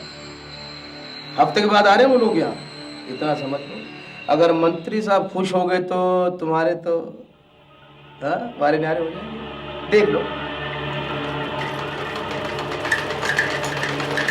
अम्मा अम्मा, वो जया अम्मा है ना, जया अम्मा, वो हम सबको बाहर घुमाने ले जाने को कह रही है। हम जाए ना अम्मा? आजकल इसके दिल में तुम लोगों के लिए इतनी ममता क्यों मर रही है? तुम्हारा हंसना तक तो इसको अच्छा नहीं लगता। ये घुमाने ले जाने की बात कैसे सूझी? कभी आदमी को अच्छी नजर से भी देखा करो लक्ष्मी। फिर सुप्रिया अकेली थोड़ी ना जाएगी, और भी तो लड़कियां जाएंगी इसके साथ। अगर तुम्हें एतराज है तो कोई बात नहीं, रहने दो। अम्मा ठीक है, लेकिन मैं इसको अकेले नहीं जाने दूंगी। मैं भी चलूंगी तुम्हारे साथ। तो भला इनके साथ जाकर क्या करोगी? चौकीदार तो जा रहा है इनके साथ, सबकी देखभाल कर लेगा। फिर तुम कहाँ दौड़ी दौड़ी फिरोगी इनके साथ? वो है ना ध्यान रखने के लिए। कम से कम यहाँ से निकलकर खुली हवा में सांस तो ले पाएंगी ये बच्चियां।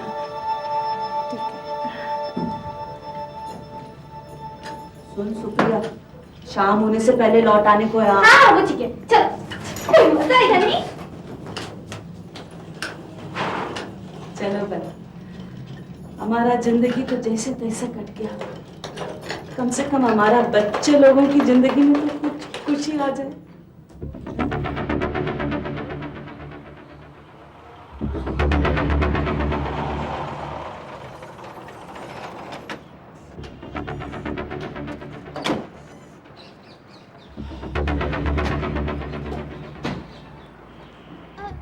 ये कहाँ ले आए आप हमें?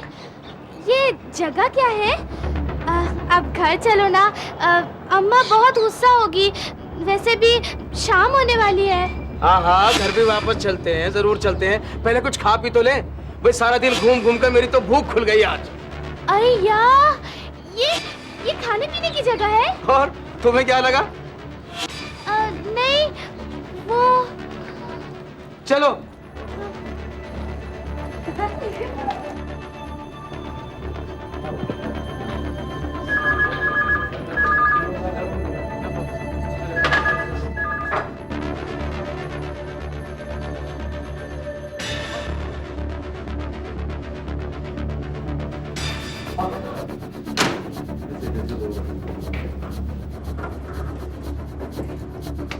आप सबको अलग अलग कमरों में क्यों छोड़ा है? अरे तुम्हें बताया ना, ये बहुत बड़ा होटल है। यहाँ एक कमरे में एक वक्त में एक ही आदमी खाना खाता है। अरे अलग खाने का तो मजा ही कुछ और है। तुम देखना, यहाँ का स्वाद कभी भूल नहीं पाओगे।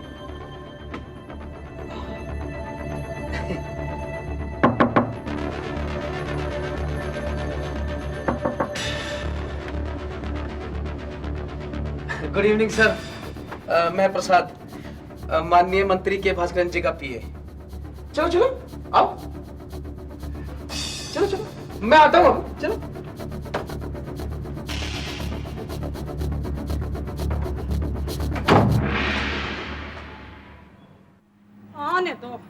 आने दो उनको। और इससे चटनी बनाऊंगी ना मैं, कहीं बाहर जाने को भूल जाएगी ये। कितनी बार बोला मैंने रात होने से पहले घर आ जाने को। जरा सा छूट दिया, भूल गया सब। ये जया को भी आज ही जाना था अपनी अम्मा को मिलने को। तुम इसको सब बताती ना।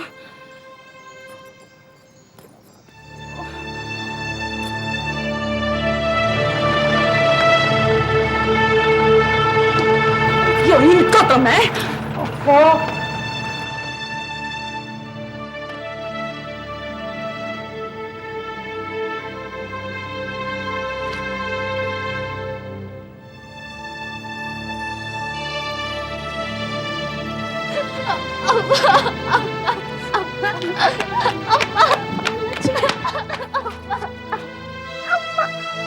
सुखिया, क्या हुआ?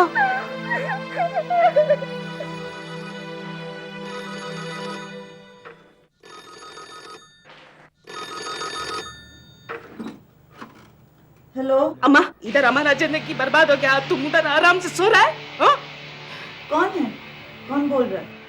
हम लक्ष्मी बोल रहा है, लक्ष्मी, जानकी नारी निकेतन से। तुम अभी का अभी इधर आओ और हमारा हाल देखो। ऐसा भी क्या हुआ है?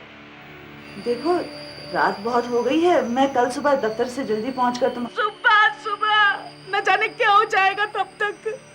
देखो माँ, तुम हमको इधर डाला था इज्जत की जिंदगी जीने के लिए ना। तुम अब इधर आओ, जल्दी आओ। अच्छा मैं अभी आती हूँ। सुंदरी, सुंदरी, क्या है? जरा ड्राइवर को जगाओ, मुझे कहीं जाना है। इतनी रात को? तुम अपना काम करो, जाके बुलाओ उसे, जाओ। हाँ, तुम्हारा क्या है? अरे भाई, किसी ने भी रात बिरात टेलीफोन कर दिया और तुम जल्दी झोला उठा के अपना बुला के लाओ, जाओ उसे जगाओ।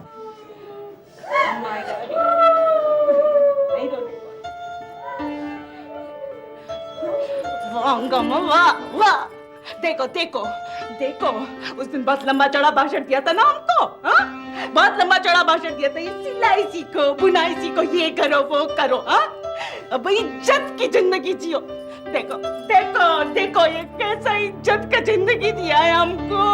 हाँ, ठीक है, हम धंधे वाला है, पर इसका मतलब ये नहीं हमको मालूम हमारा धंधे में हमको किसके साथ बैठना, किसके साथ नहीं बैठना है।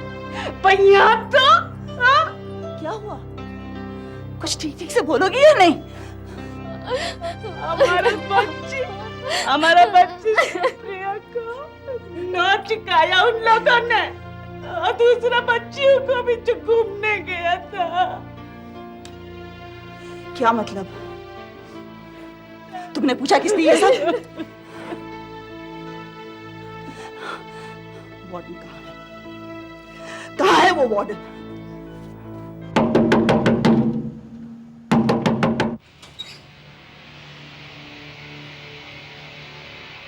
ये रात्रि ले।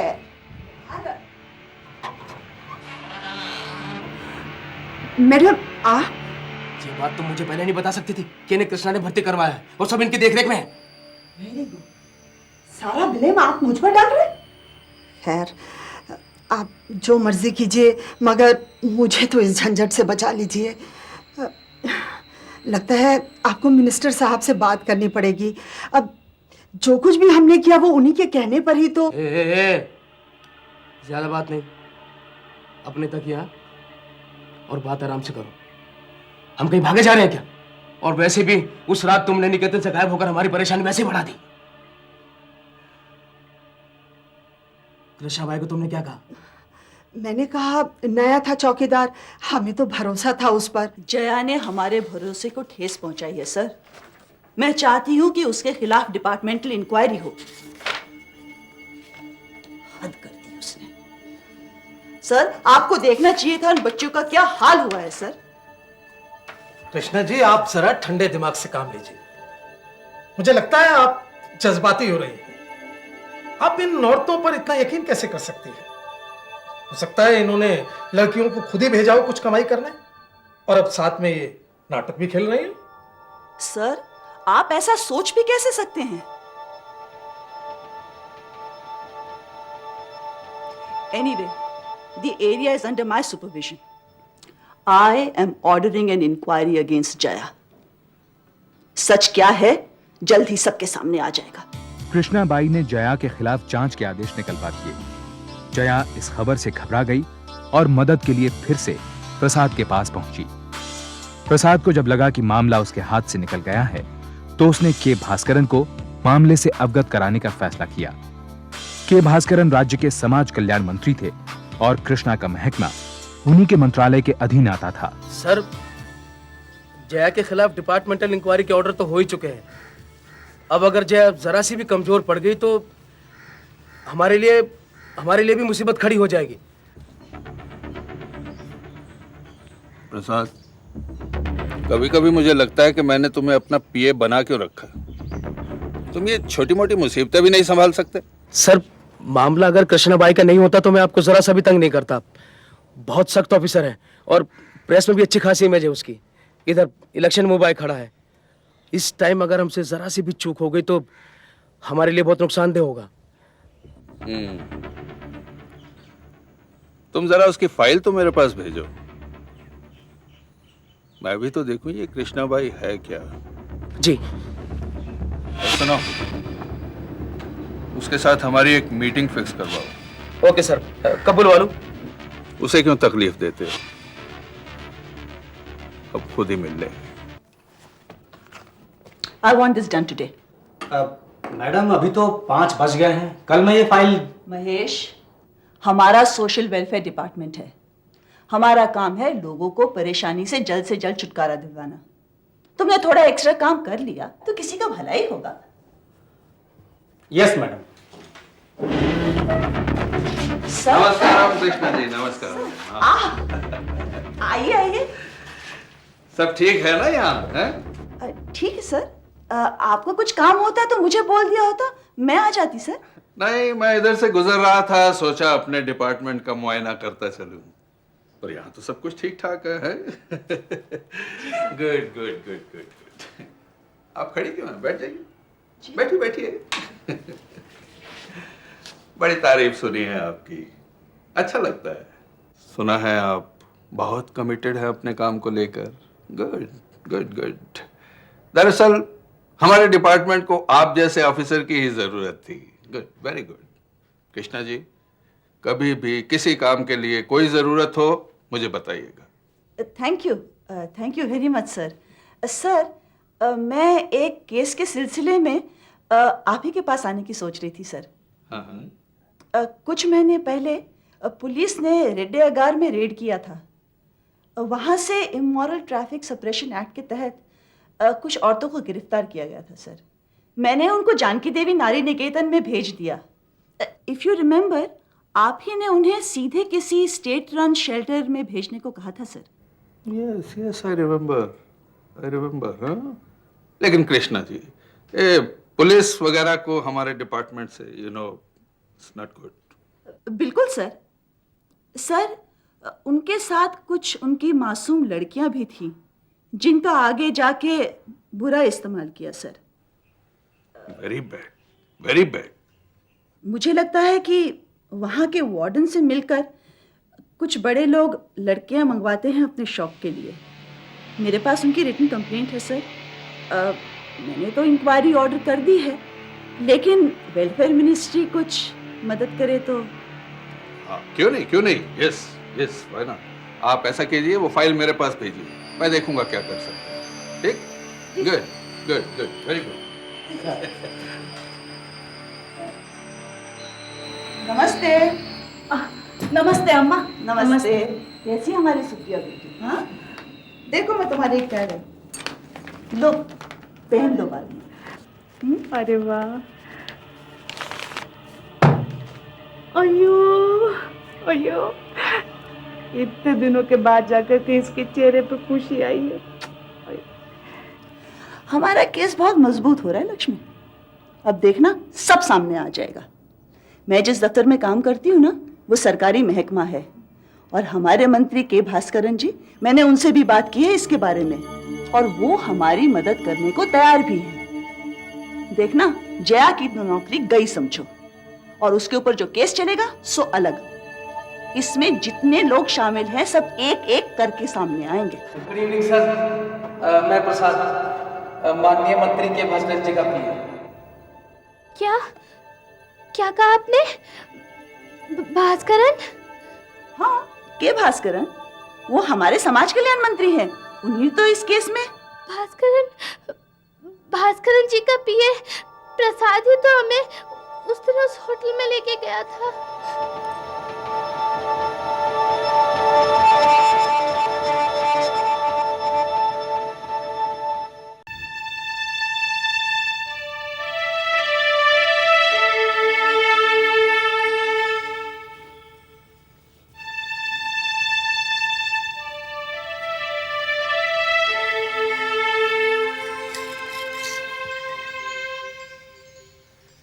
क्या बात है, बड़ी परेशान लग रही हो। हाँ? जब से आई हो ऐसे ही बैठी हुई हो, क्या परेशानी है? हाँ? और देखो ना, कॉफी भी नहीं पी तुमने। तुम्हें समझ में नहीं आएगा, छोड़ो। दफ्तर की बात होगी कोई? अच्छा सुनो, उठकर हाथ मुंह धो लो। हाँ? मैं तुम्हारे लिए दूसरी कॉफी बनाकर लाती हूँ। और हाँ, आज मैंने तुम्हारे पसंद के सांवर और बड़ा बनाया है। सिर्फ कॉफी ले आओ, मुझे भूख नहीं है। वाह, भूख कैसे नहीं है? हाँ? उठ उठ के हाथ मुंह धो लो, मैं तुम्हारे लिए दूसरी कॉफी बनाकर लाती हूँ। उठ जा। हाँ? मैं लाती हूँ, अभी लाती हूँ कॉफी।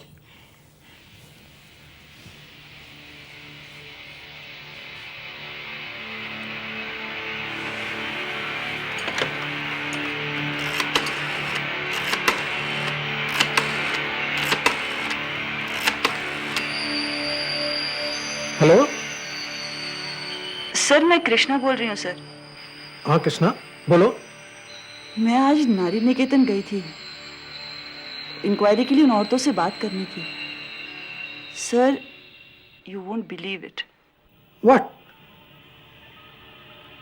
हमारे समाज कल्याण मंत्री खुद इस केस में शामिल हैं sir. What nonsense. It's true sir.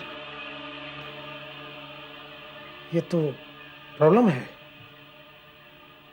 Krishna. देखो, इस वक्त मैं तुम्हें यही एडवाइस दूंगा कि तुम इस सब मामले में ना पड़ो तो ही ये अच्छा है। देखो, मुझे लगता है ये सब और उलझ सकता है। हाँ सर, उलझ तो सकता है, लेकिन मैं पीछे नहीं हटूंगी।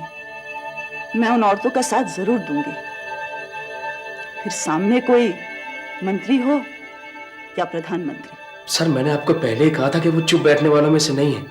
अब अगर वो प्रेस में चली गई तो अब मैं क्या कहूँ सर। प्रसाद, पॉलिटिक्स में ये सब कुछ ना हो तो मजा ही क्या है। और फिर हम एक अदना औरत से यूं मुंह छिपाने लगे तो हो लिया हमारा काम। यही तो वक्त है दिमाग चलाने का।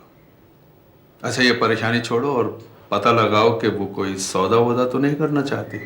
क्या बात कर रहे हैं सर आप? वो और सौदा? मुझे नहीं लगता। नहीं क्या? अगर वो नहीं करना चाहती तो हम कर लेते हैं, उसे डिपार्टमेंट का हेड बना देते हैं। अच्छी खासी इंक्रीमेंट मिलेगी तो उसकी आवाज में भी नरमी आ जाएगी। नहीं तो करे चार्जेस प्रूव हमारे अगेंस्ट। बहुत दिनों से हमारी तस्वीर भी नहीं छपी अखबार में। आपको क्या लगता है कि मुझे पता नहीं मेरी आउट ऑफ टर्न प्रमोशन क्यों हो रही है? मैं आपके बारे में क्या सोचती थी सर। और आप? क्या हुआ हमें? हम तो वैसे ही हैं। आप ही कुछ नाराज हो रही हैं हमसे। लगता है कुछ गलत फहमी हो गई है? अरे भाई, कुछ दिन पहले आपका फाइल आया था मेरे पास। मुझे लगा आप एक काबिल ईमानदार अफसर हैं, तो मैंने आपका नाम आगे कर दिया। ये सब कुछ नॉर्मल है, आप कुछ इसमें सोचिए मत। हाँ, काफी कड़े कुमार।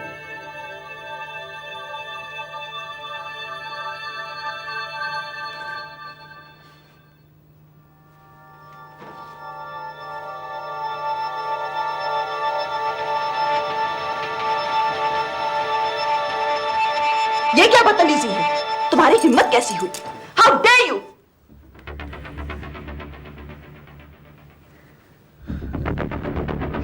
आप भूल गई हैं, आज तमिल न्यू ईयर है।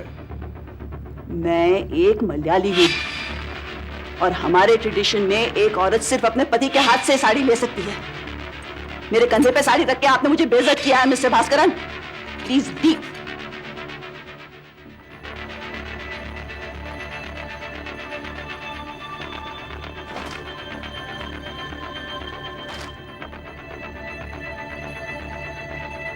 बहुत दिमाग चढ़ गया तुम्हारा। अब जरा नतीजा भुगतने के लिए तैयार रहना। Get out of here. संभल जाओ, वरना चेहरे पे इतना तेजा फेंकेंगे कि फिर ये भौंडी शक्ल किसी को दिखाने लायक नहीं रहेंगी। वो हाल करेंगे तुम्हारा। I will not keep quiet. मैं ये सिलसिला प्रेस के सामने ले जाऊंगी। प्रेस? लगता है इसीलिए शादी नहीं की अब तक इसने। और क्या, मियाँ होता तो तरक्कियां मिल सकती थी इस कदर। ठीक कह रहे हो यार। सुना नहीं तुमने? मिनिस्टर साहब ने नाम प्रपोज किया है मैडम का। मैडम डायरेक्टर और डिपार्टमेंट अपने यार का। काश मैं भी औरत होता, कमाने धमाने की चिंता ही नहीं होती। वैसे एक बात तो है यार, देखने में कमाल की शरीफ लगती है मैडम। और क्या। खैर चलो, मैं चल के बधाई तो दे ही आऊं। मैडम भी शक्ल फीकी पड़ जाएगी सामने आईना देख करके। चलो मैं चलता हूँ। ओके। मैं कम इन मैडम? यस। मुबारक हो मैडम, बहुत बहुत मुबारक। अरे भाई, सुना है आप डायरेक्टर बनने वाली हैं। किसने कहा है? अरे सभी कह रहे हैं मैडम। आपने तो खैर हमें कभी बताया ही नहीं कि आपके भास्करन जी के साथ इतने अच्छे ताल्लुकात हैं। हमें तो अखबार में फोटो देखकर पता लगा कि मिनिस्टर साहब का आपके घर भी आना जाना है। तो मैडम, गुड न्यूज कब दे रही हैं आप? कृष्णा अपने सख्त रवैये की वजह से भास्करन की आंखों में खटकने लगी। जया को पौंडीचेरी से कहीं दूर भेज दिया गया। कुछ स्थानीय अखबारों में कृष्णा के इंटरव्यू भी छपे, जिनमें भास्करन पर नारी निकेतन की औरतों को इस्तेमाल किए जाने का आरोप भी था। इसके साथ ही लक्ष्मी और सुप्रिया के बयान भी छापे गए। अपने मंत्रियों की असलियत सामने आने पर जनता में आक्रोश बढ़ने लगा। उधर भास्करन पर अपनी पार्टी का दबाव भी आ गया। ये फालतू की बातें नहीं हैं भास्करन, पूरी प्रेस में अच्छा खासा हंगामा है। अरे तुम इलेक्शन को इतनी लाइटली कैसे ले सकते हो? ये नेगेटिव पब्लिसिटी क्या पार्टी की छवि को नुकसान नहीं पहुंचाएगी? Public has very short memory Bhaskaran. तुम जल्दी से इस मामले को रफा दफा करो। Take some action. सर? हाँ, आओ कृष्णा, बैठो। आपने बुलाया सर? कृष्णा, कुछ जरूरी बातें करनी है तुमसे। जी? कृष्णा, मैंने तुम्हें कितनी बार समझाया था कि तुम इस सब चक्कर में न पड़ो। तुम्हारे लिए मुसीबत खड़ी हो जाएगी। अब I have some bad news for you.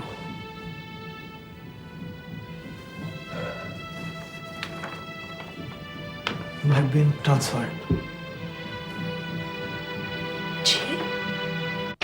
अगले दिन कृष्णा के ट्रांसफर की खबरें अखबारों की सुर्खियां बन गईं। ज्यादातर अखबारों ने इस ट्रांसफर को राजनीति से प्रेरित बताया। कृष्णा इस निर्णय के खिलाफ राजभवन के सामने धरने पर बैठ गई। पौंडीचेरी के लोगों ने कृष्णा के समर्थन में एक बहुत बड़ी रैली निकाली, जो उस वक्त की सबसे बड़ी रैली थी। कृष्णा के बढ़ते प्रभाव से भास्करन को बाजी अपने हाथों से निकलती दिखाई दी। लक्ष्मी और सुप्रिया अब तक नारी निकेतन छोड़कर कहीं और जाकर रहने लगी थीं। अब कितना कर रहा है हमारे लिए। भला कौन करता है किसी के लिए इतना सब कुछ? हमारा इज्जत कौन इज्जत मानता है? तुम पागल हो लक्ष्मी। देखो, किसी औरत की इज्जत मेरी निगाह में बहुत कीमती होती है।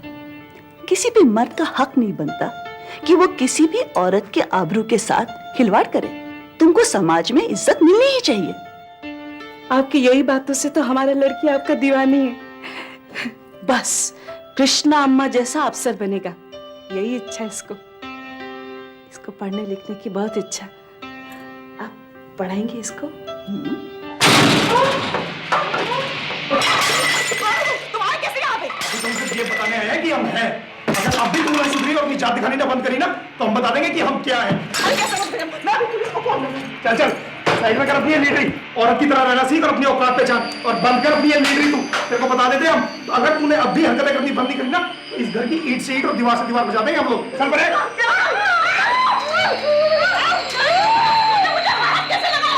चल चल। अब ये देखो हल्का सा ट्रेलर दिखाया हमने, समझ आ गई तेरे को? हल्का सा ट्रेलर पीछे पड़ करके ना पूरा सीन भी दिखा देंगे कैसे होगा।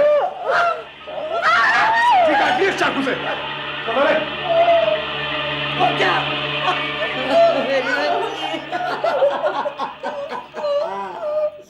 इस हादसे के बाद कृष्णा पौंडीचेरी के एक्टिंग गवर्नर श्री जोसेफ वकील से मिली और उन्होंने भास्करन पर सेक्सुअल हैरेसमेंट का इल्जाम लगाते हुए उनसे इस मामले को देखने को कहा।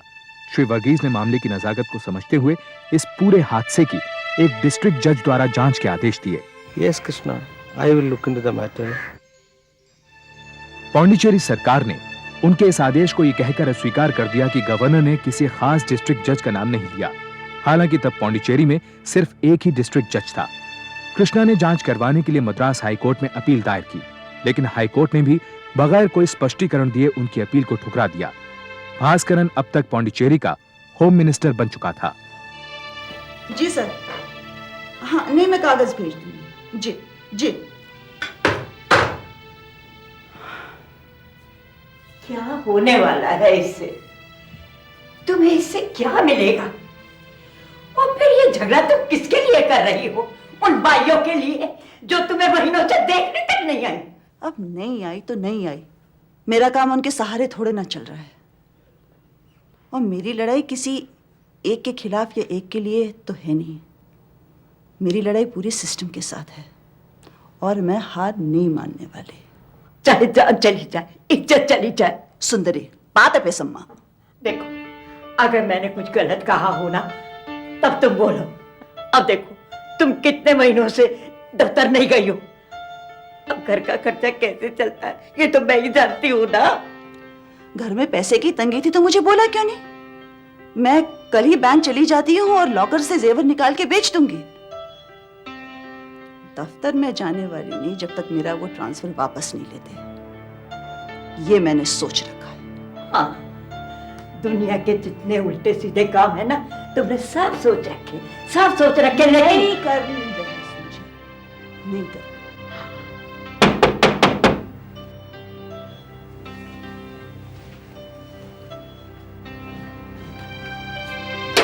ये आपके लिए भेजा है।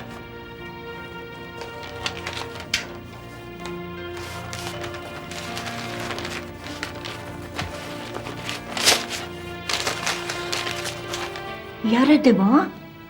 हाँ? हाँ?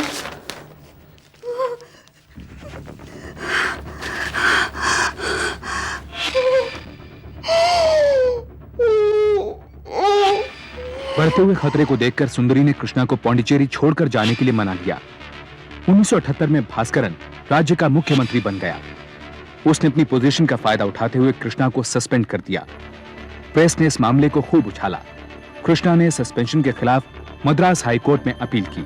1979 में कृष्णा ने राष्ट्रपति को भी चिट्ठी लिखकर इस सारे मामले से अवगत कराया। राष्ट्रपति ने मामले की जांच के बाद कृष्णा को वापस नौकरी पर बहाल करने का आदेश दिया, लेकिन भास्करन ने इस चिट्ठी को दबा दिया। जो अब तक किसी ने नहीं देखी, आगे भी कोई ना देखे। इस वजह से 1981 में कृष्णा मद्रास हाईकोर्ट में अपना केस हार गईं। 13 साल की लंबी कानूनी लड़ाई और नौकरी न होने के कारण कृष्णा पर आर्थिक बोझ पड़ गया। उन्हें अपना पुश्तैनी मकान और जेवर बेचने पड़े। बात ये है कि गेदों का जानना एक गवाता है, इस कर्म के गहरे भेद जानने का इच्छुक है, ये करे। कौन ना लगा दूं? तुम खा लो, मेरा आज व्रत है। आखिर कब तक चलेंगे तुम्हारे ये व्रत?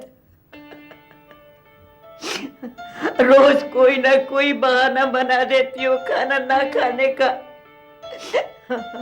मैं जानती हूँ ये तुम सब कुछ क्यों कर रही हो। आखिर तुम ये सब कुछ छोड़ क्यों नहीं देती? अगर मैं ये लड़ाई छोड़ देती हूँ तो क्या मतलब रहा इस गीता का या उन तमाम ग्रंथों का जो हमें अधर्म के खिलाफ लड़ने की शिक्षा देती है? अगर इसी तरह हमें झूठ के सामने घुटने टेकने पड़े तो उनको उठाकर फेंक देना चाहिए। क्यों? मैं तुम्हारा दुख समझती हूँ। कितनी बार कहा है, क्यों भुगत रही हो ये सब मेरे साथ? हाँ, अपने बेटे के पास क्यों नहीं चली जाती?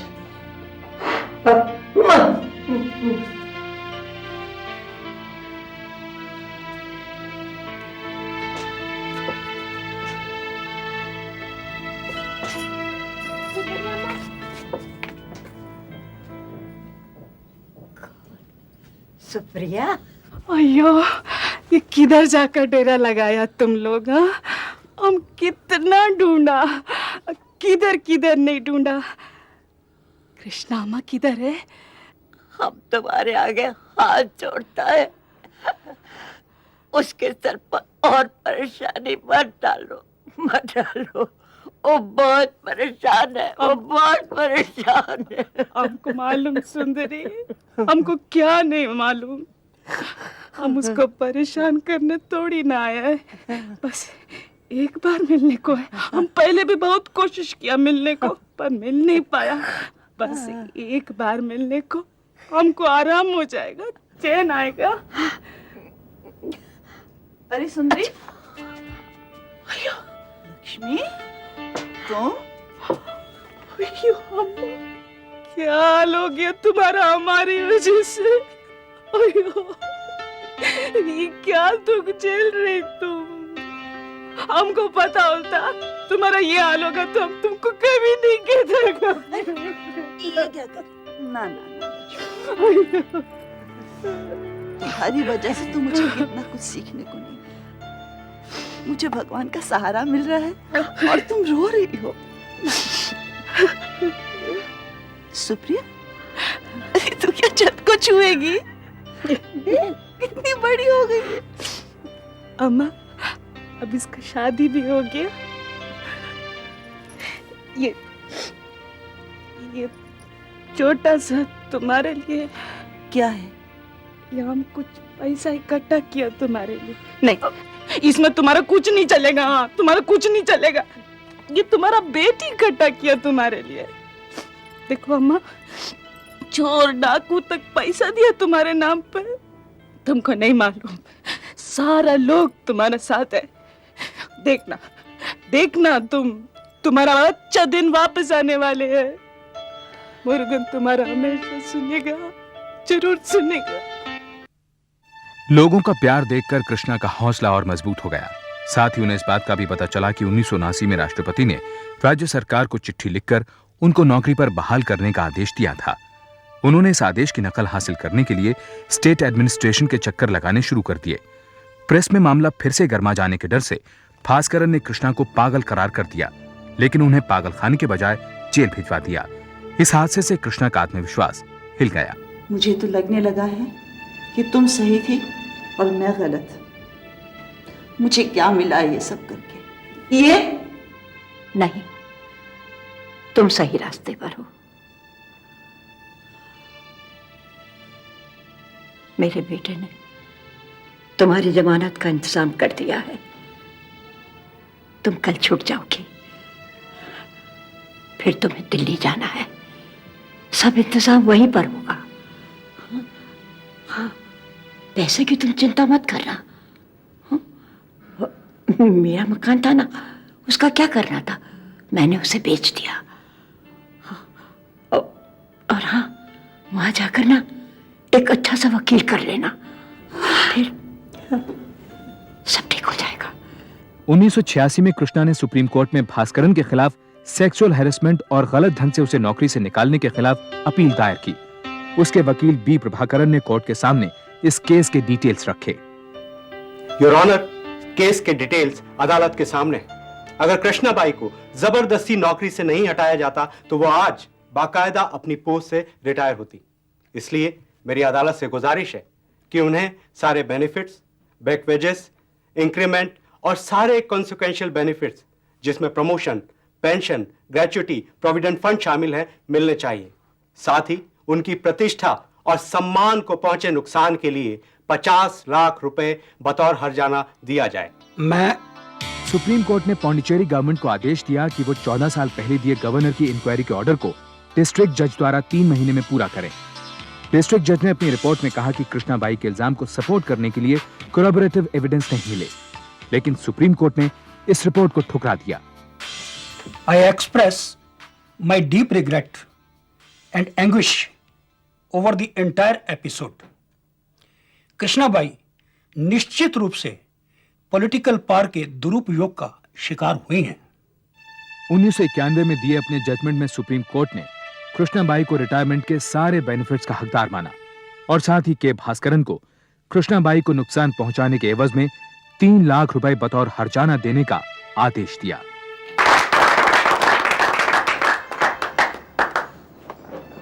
एक बात मैं फिर से दोहराना चाहूंगी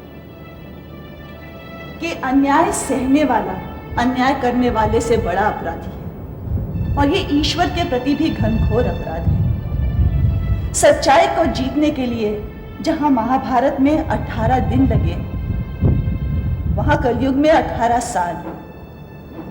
लेकिन खुशी की बात यह है कि जीत आखिर सच्चाई की ही हुई। कृष्णाबाई अब एक सामाजिक कार्यकर्ता हैं और वो केरला के त्रिशूर शहर में एक छोटे से मकान में रहती हैं जिसमें बिजली भी नहीं है। सुंदरी का 2 साल पहले देहांत हो गया। मरने से पहले वो अपनी सारी जमा पूंजी कृष्णा के नाम कर गई। भास्करन ने सुप्रीम कोर्ट के आदेशानुसार 3 लाख रुपए बतौर कॉम्पनसेशन दे दिया। वो आज भी पौंडीचेरी में एक क्षेत्रीय पार्टी का नेता है। लक्ष्मी और उसकी बेटी सुप्रिया पौंडीचेरी में कपड़े का कारोबार चलाते हैं और कृष्णाबाई से संपर्क बनाए हुए हैं।